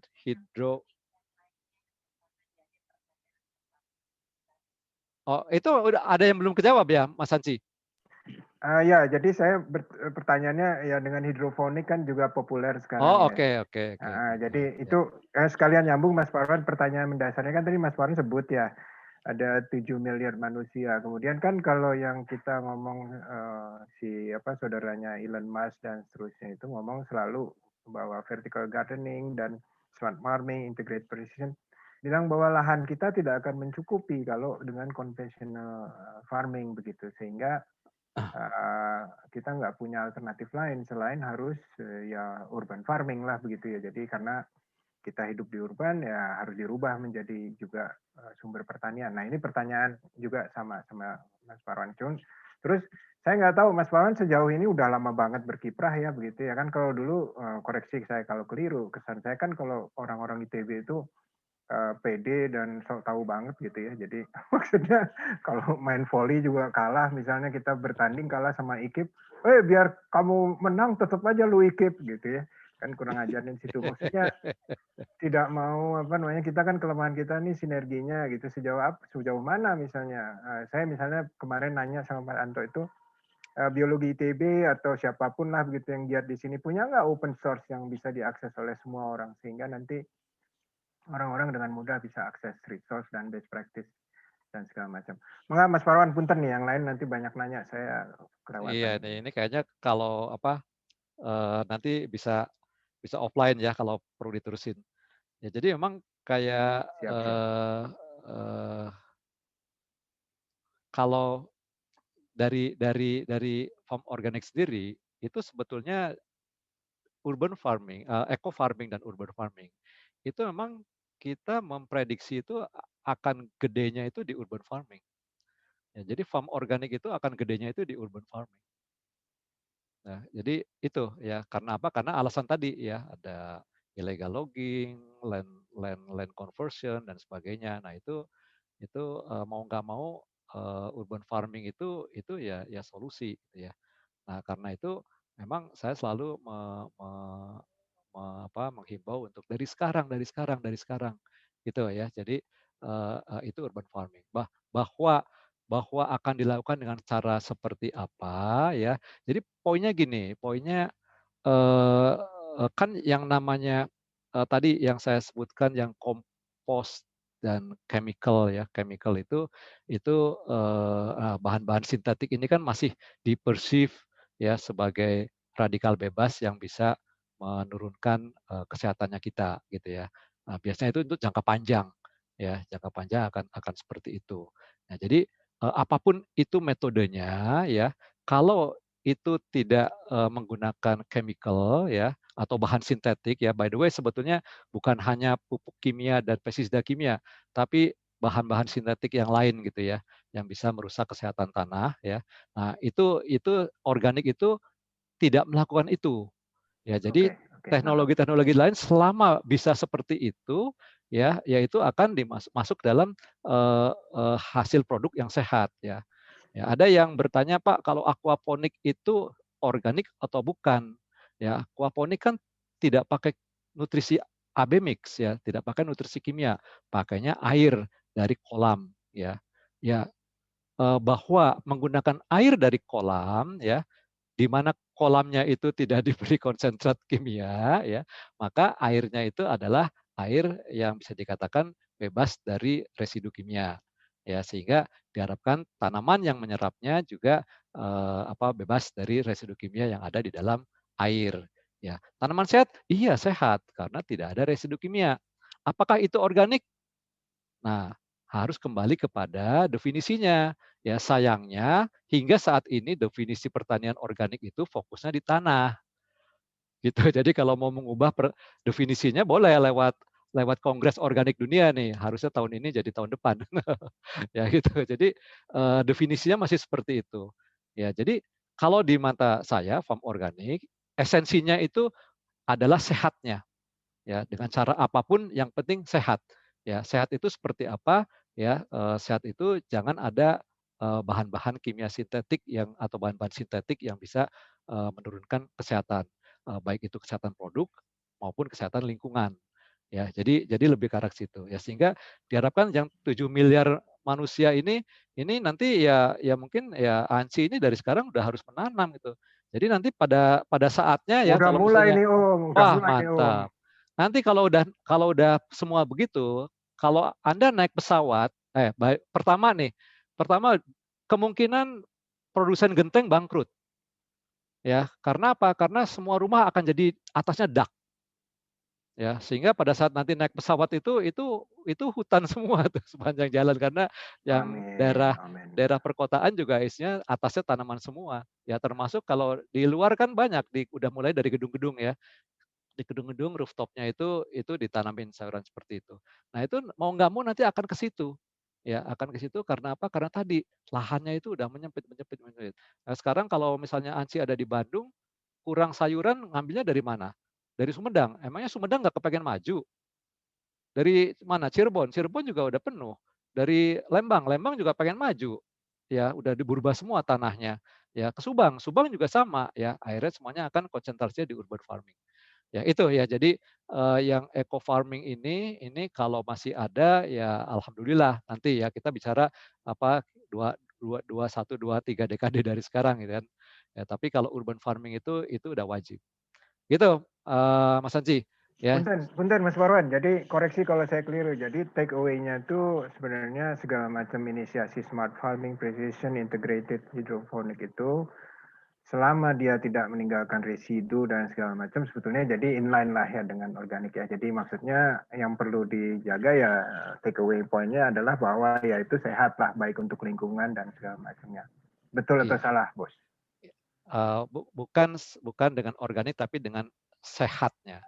Karena Oke. kalau organik suka tidak suka sudah ada definisinya. Oke. Jadi cuma ada istilah itu cuma ada organic dan organic in conversion. Cuma ada 2 istilah itu. Nggak ada istilah organik lain-lainnya, nggak ada. Itu cuma bahasa marketing aja supaya dibeli. Ya. Oke, Jadi siap, hanya siap. ada ini adalah produk organik atau pertanian organik in conversion. Dia sedang menuju ke organik. Oke, fine. Thank you. Nuhun pisan, Sama-sama. Bos.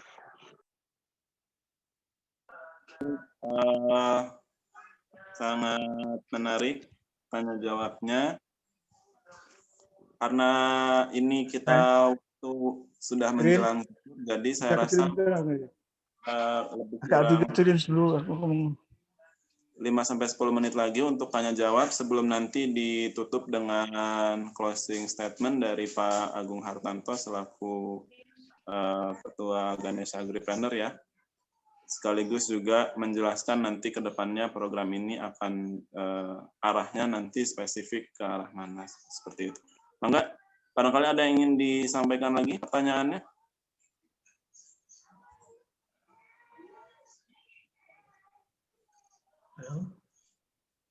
Ini ada beberapa pertanyaan yang sudah disampaikan di kolom chat. Oh, coba. Ya, tentang startup. Ya, startup khusus pertanian organik sudah ada startupnya belum? Gitu ya. Jika belum, bisa jadi peluang kita investasi bersama. Kalau boleh ikut menjawab, jadi untuk pertanian organik itu sebetulnya sudah ada Pak, sejenis sayur box dan tani hub itu namanya, tadi saya udah sempat cari, itu seperti Eragano juga main di organik, terus ya termasuk yang binaan dari Pak Henry Jusan di Cisarua, gitu ya, itu juga bergerak di organik, punya concern di organik, wabil khusus di area hidroponik, aquaponik, dan agroindustri ya, agroindustri pengolahan limbah dari produk-produk pertanian seperti itu. Selanjutnya juga ada pertanyaan tentang perkebunan, apakah sudah ada belum ya praktik untuk organic farming-nya? Seperti itu. Gimana Pak Suparwan? Apakah sudah ada informasi mengenai itu? Setahu saya sih Juga tentang soil rotation. sudah Ya. ada ya, Gimana, Pak? sudah ada yang mengklaim ini perkebunannya organik ya, seperti kopi ya, yang sekarang lagi marak seperti itu. Hanya saja dalam pengetahuan saya itu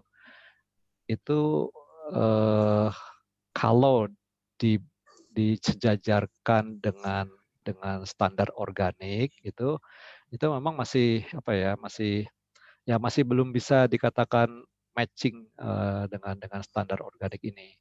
Ya, tapi memang mereka sudah memulai ya, karena itu biasanya kadang-kadang ada kalau yang jujur itu mengatakan ini semi organik biasanya seperti itu. Ya, ada yang seperti itu.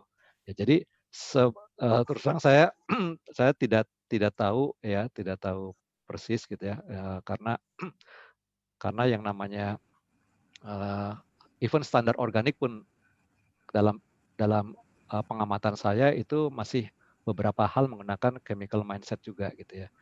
Ya, jadi sebetulnya sih, tapi itu fine, nggak apa-apa karena ada standarnya. Jadi selama kita bisa mengikuti standar itu, ya itulah organik ya, walaupun nilainya C, yang penting kan lulus gitu kan. Gitu. Jadi kalau apa aja, ya setahu saya ada beberapa gitu ya, beberapa mengklaim seperti itu. Ya, ada juga perkebunan teh gitu ya. Ya, saya juga pernah mengunjungi seperti itu perkebunan teh dengan apa namanya sertifikat organiknya gitu ya. Ya, tetapi memang apa yang ada di lapangan itu kan bisa berbeda dengan pada saat proses sertifikasi gitu ya. Nah, karena itu tadi perlunya yang tadi sehat mental itu supaya supaya kita harus bisa menjaga apa yang di proses yang terjadi pada saat proses sertifikasi itu harus sustain terus. Ya, saya tidak bisa menjawab ya dengan pasti seperti ini. Ya, karena ya tadi kalau saya selalu dibalikin ke standarnya gitu ya, standar seperti apa. Gitu Mas Iqbal. Baik Pak. Assalamualaikum Pak Sisbal. Halo, Monggo. boleh saya tambahkan sedikit? Silakan Pak. Silakan Pak.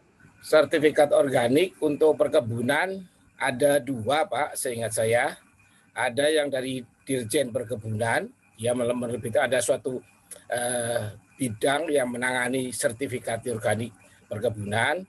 Ada juga yang sertifikasi dari asing. Jadi NGO asing itu memberikan sertifikat untuk kopi atau coklat, sehingga ada lembaga yang mengeluarkan sertifikat itu.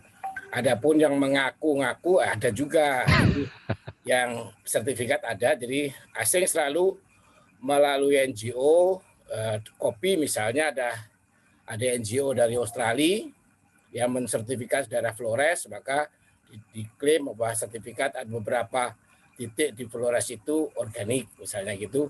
Itu NGO yang di Australia. Banyak juga yang di Aceh itu sudah sampai lebih detail lagi, sampai ke organik plus, sehingga tidak mempekerjakan anak-anak segala macam itu ada. Jadi lebih ketat lagi, selain organik dia tempatkan gitu. Dan sekarang memang tren di luar negeri seperti itu. Jadi kopi ini dari mana, ditanam seperti apa, orangnya nanam seperti apa, itu sekarang lagi tren. Sehingga sekarang hanya trennya kalau orang minum kopi nggak tahu asal usulnya, itu minum kopi yang haram lah bahasanya gitu, asal usulnya aja nggak ngerti di mana itu. Kira-kira begitu Pak. Makasih. Ya itu setuju sekali Pak Edi gitu. Jadi memang itu biasanya kalau yang dari luar negeri itu karena dia punya kepentingan untuk mengekspor ke sana biasanya. Betul. Gitu. Jadi ya ini kalau saya membacakannya ada sertifikat de facto dengan sertifikat de jure gitu ya.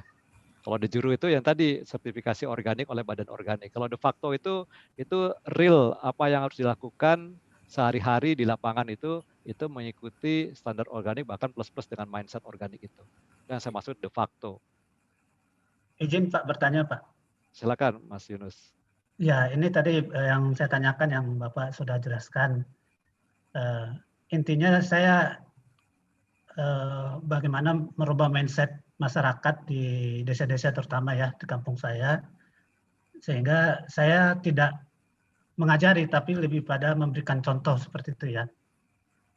Akhirnya karena saya melihat tradisi-tradisi yang dulu yang menggunakan pupuk kimia, setelah ada kopi-kopi yang cepat berbuah itu kan memang tenaganya tenaga pupuk ya.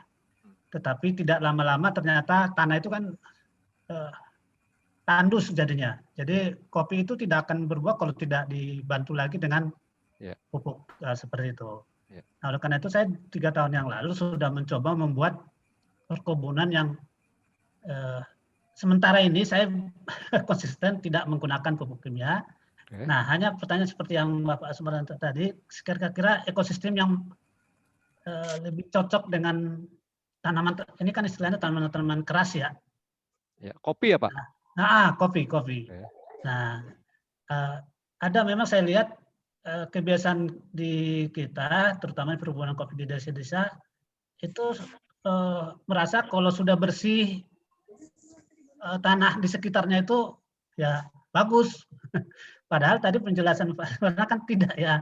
Artinya harus ada siklus apa di situ ya supaya terjadi ekosistem yang alamiah seperti itu. Nah itu tadinya yang menjadi pokok pertanyaannya. Kalau saya sih masih berharap sertifikat atau tidak, tapi saya lebih pada sustainability ekosistem, lingkungan, tidak merusak lingkungan, tapi dengan cara saya tidak mengajari tapi memberikan contoh seperti itu Pak. Intinya itu Pak.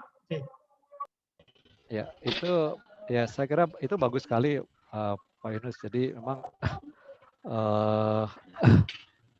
bersih tadi itu belum tentu organik gitu ya, seperti itu. Dan mungkin gini yang bisa dilakukan adalah coba mulai membuat kayak semacam menanam yang lain-lainnya gitu, Pak Yunus, menanam pohon-pohon yang lainnya. sehingga yang namanya biodiversity-nya itu bisa terbentuk ya.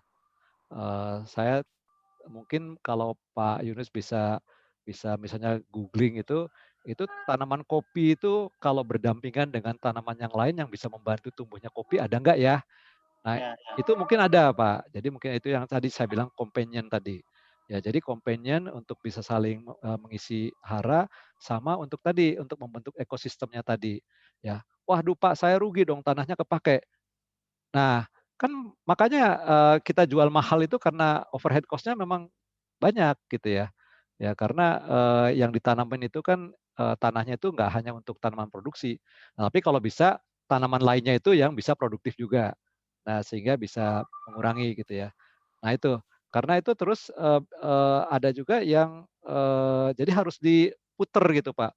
Kalau udah masa peremajaan ya, masa peremajaan itu coba diputer gitu tempatnya itu apa jangan jangan di situ lagi gitu. Ya itu. Kemudian juga yang apa tadi ya soal soal tanah pemupukan ya itu untuk menggemburkannya itu coba gunakan apa namanya komposnya itu kompos. Biasanya banyak yang menggunakan kompos tapi belum belum matang atau baru setengah matang ya, karena proses dekomposisi itu nanti akan lanjut di situ. Nah, proses dekomposisi ini itu biasanya akan mengeluarkan energi panas yang bisa mengganggu ini, mengganggu apa namanya pertumbuhan, perakaran, ya. Gitu ya. Jadi saya nggak tahu nih kopi itu ada peremajaannya nggak gitu ya. ada Pak, Tapi, ada. oh ada ya. Ya, ada. Nah, hanya Oke. pertanyaan sekarang Pak, misalnya kotoran hewan itu apa baiknya langsung ditaruh di sekitarnya atau perlu dibentuk komposnya dulu? Ya, kalau di organik itu wajib, Pak. Jadi di organik itu tidak boleh misalnya kayak kayak membersihkan tanah, habis itu daun-daunnya diselip-selipin. Nah, itu nggak boleh ya. Kenapa? Karena Oke, oke. jadi ya tadi proses dekomposisi itu nggak bagus buat tanaman ya. Tadi ya karena ada energi panas yang keluar ya sama apa namanya mikrobanya itu kepake juga untuk proses dekomposisi. Padahal dia juga kayak kompetisi gitu dengan untuk tanaman. Itu Pak, jadikan dulu komposnya ya. Ya, Nah, oke, oke. Bapak cara membuat komposnya itu jangan sekaligus Pak. Jadi bikinnya berjenjang, punya banyak kotak. Sehingga setiap saat selalu ada kompos matang. Ya, oke, Pak. Gitu Pak ya. Jadi nggak apa-apa pakai tempat yang agak gede nggak apa-apa karena itu bagian dari nanti costingnya, bagian Ya, biaya masuk biaya gitu Pak pemakaian tempatnya. betul sebetulnya sudah dicoba seperti Pak berkotak ada Oh misalnya oke. yang udah 1 minggu, 2 minggu, Ya. nah 3 minggu baru biasanya kan 4 minggu baru sudah bisa digunakan ya. Ya. Nah ini memang tantangannya itu Pak, jadi memang tidak berdampak langsung. Jadi masyarakat itu apa dampaknya nggak ada walaupun sudah dicampur dengan pegang. Nah kalau pupuk kimia kan langsung kelihatan itu Iya Pak. berbunga lah, ya itulah tantangannya kalau Iya. organik ini. Tadi Jadi, Bapak mungkin jelasinnya kayak bakar sate Pak. jadi gimana caranya? Bakar sate itu kompos itu kayak kayak arang yang satu biji yang dinyalain. Iya. Arang-arang yang lain tuh masih pada belum nyala. Nah, nyalain dulu arang-arang yang lainnya. Kalau Oke, semuanya oke. udah nyala, udah sama kayak kimia gitu kan, kayak pakai gas gitu kan. Nah, caranya gimana? Caranya ya tadi rutin aja Pak, ngasih ngasih apa namanya komposnya rutin. Nah karena itu ya biasanya penyuluh-penyuluh kemudian menyarankan ya udah pakai pupuk kimia, tapi sebagian pupuk kimia, sebagian kompos. Nah, Lama-lama kurangi gitu sampai semuanya 100% kompos. gitu ya. Gitu, tapi begitu 100% kompos, kalau Bapak ingin mengkonversi menjadi organik, nah itu nunggu Pak, nunggu sekian tahun, nggak tahu kalau kopi berapa tahun ya secara SNI, Iya, iya, iya. namanya konversi tadi gitu Pak. Nah itu Ya, mungkin salah satunya bisa, tapi nanti Bapak juga harus mempromosikan organiknya Bapak itu memang seperti ini, supaya nilai tambahnya itu tinggi Pak. Jadi harganya itu bisa harga di atas rata-rata yang mengklaim organik. ya, betul Pak. Nah ini sudah kita coba sebetulnya ya, tapi kalau dari pemerintah setempat atau Pemda kan, ternyata kalau hanya kita sendiri yang mengklaim kita organik itu tidak bisa juga, harus sekitarnya juga begitu. Kapoktan ya. Nah itu problemnya. Mungkin maksudnya sekitarnya ada pertanian bukan organik mungkin sehingga semprotannya masih. Itu kalau di SNI itu ada namanya barrier, Pak. Ada area penyangga. Jadi area penyangga itu bisa baca mungkin ada sekitar bisa dikasih parit atau dikasih tanaman-tanaman gitu ya. Jadi kayak pemisah gitu. Ya, pemisah biasanya banyaknya tanaman-tanaman ya. Kalau pagar kan nggak mungkin, mahal sekali. Kasih tanaman-tanaman yang bisa dari bawah sampai ke atas daun-daunnya, Pak. Nah, itu secara SNI memenuhi boleh. Ya, jadi boleh gitu. Ya, jadi Bapak Ibu punten sudah terdengar kumandang azan zuhur. Ya, ini sangat menarik tanya jawabnya.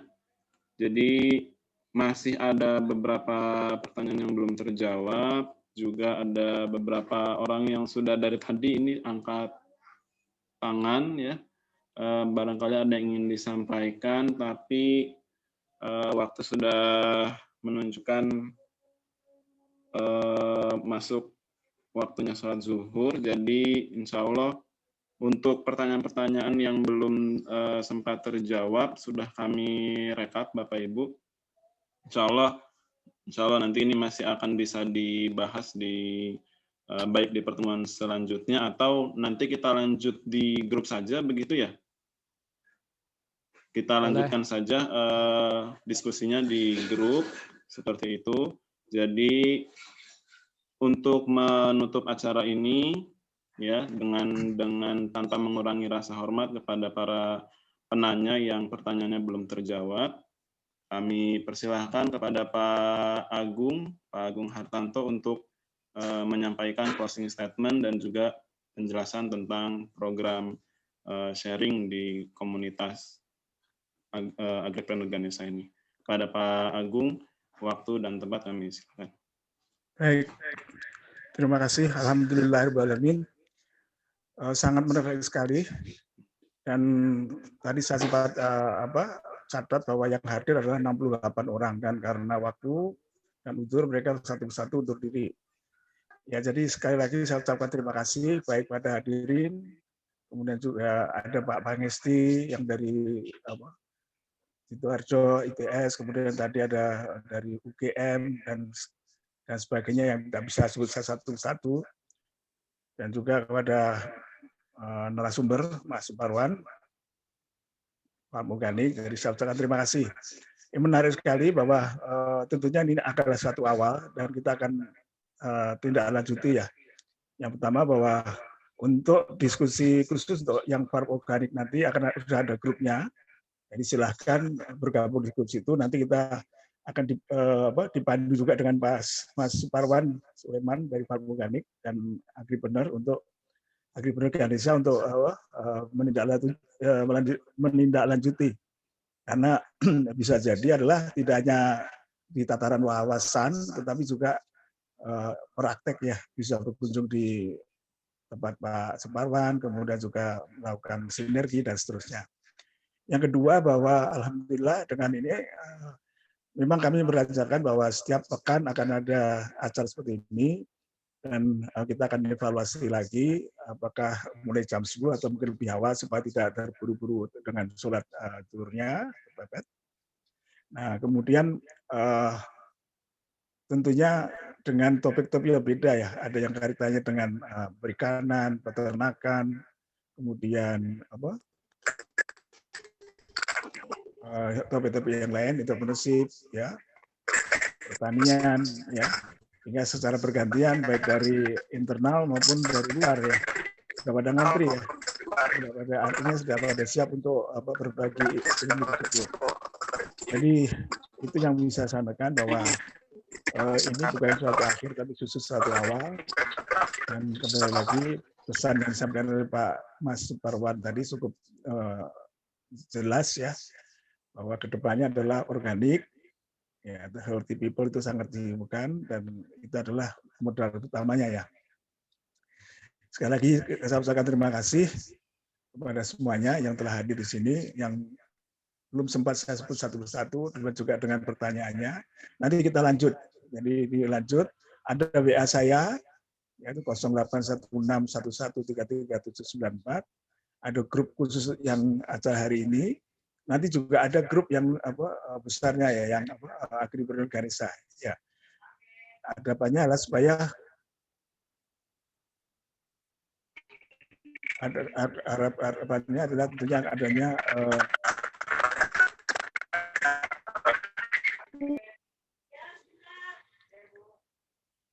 istiqomah ya, istiqomahan. Saya rasa itu saja yang bisa saya sampaikan. Terima kasih juga kepada Kang Iqbal yang telah membantu ini lagi. Semuanya terima kasih semua. Bahan-bahan nanti insya Allah sudah di-share ya Pak Mas Parwan.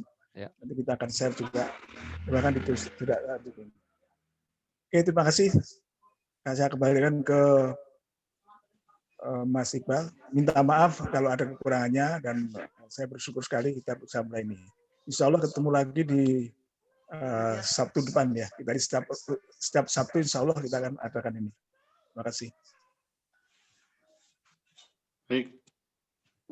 Terima kasih Pak Agung atas closing statement-nya dan juga menjelaskan tadi mudah-mudahan sudah cukup bisa mencerahkan kepada seluruh peserta bahwa kedepannya kami ingin terus melaksanakan program-program sharing ilmu dan pengalaman seperti ini supaya bisa memberikan manfaat yang lebih besar lagi ya, kumpul-kumpul kita di Ganesha Agripreneur. Dan dengan ini saya mohon pamit undur diri. Saya Iqbal. Kita ketemu lagi di pertemuan berikutnya. Tetap silaturahim di grup Agripreneur Ganesha. Dan mohon maaf bila selama acara ini baik dari saya dan juga seluruh penyelenggara dan maupun pemateri bila ada hal-hal yang kurang berkenan, mohon dibukakan pintu maaf yang sebesar-besarnya. Demikian, Assalamualaikum warahmatullahi wabarakatuh. Assalamualaikum warahmatullahi wabarakatuh. Waalaikumsalam.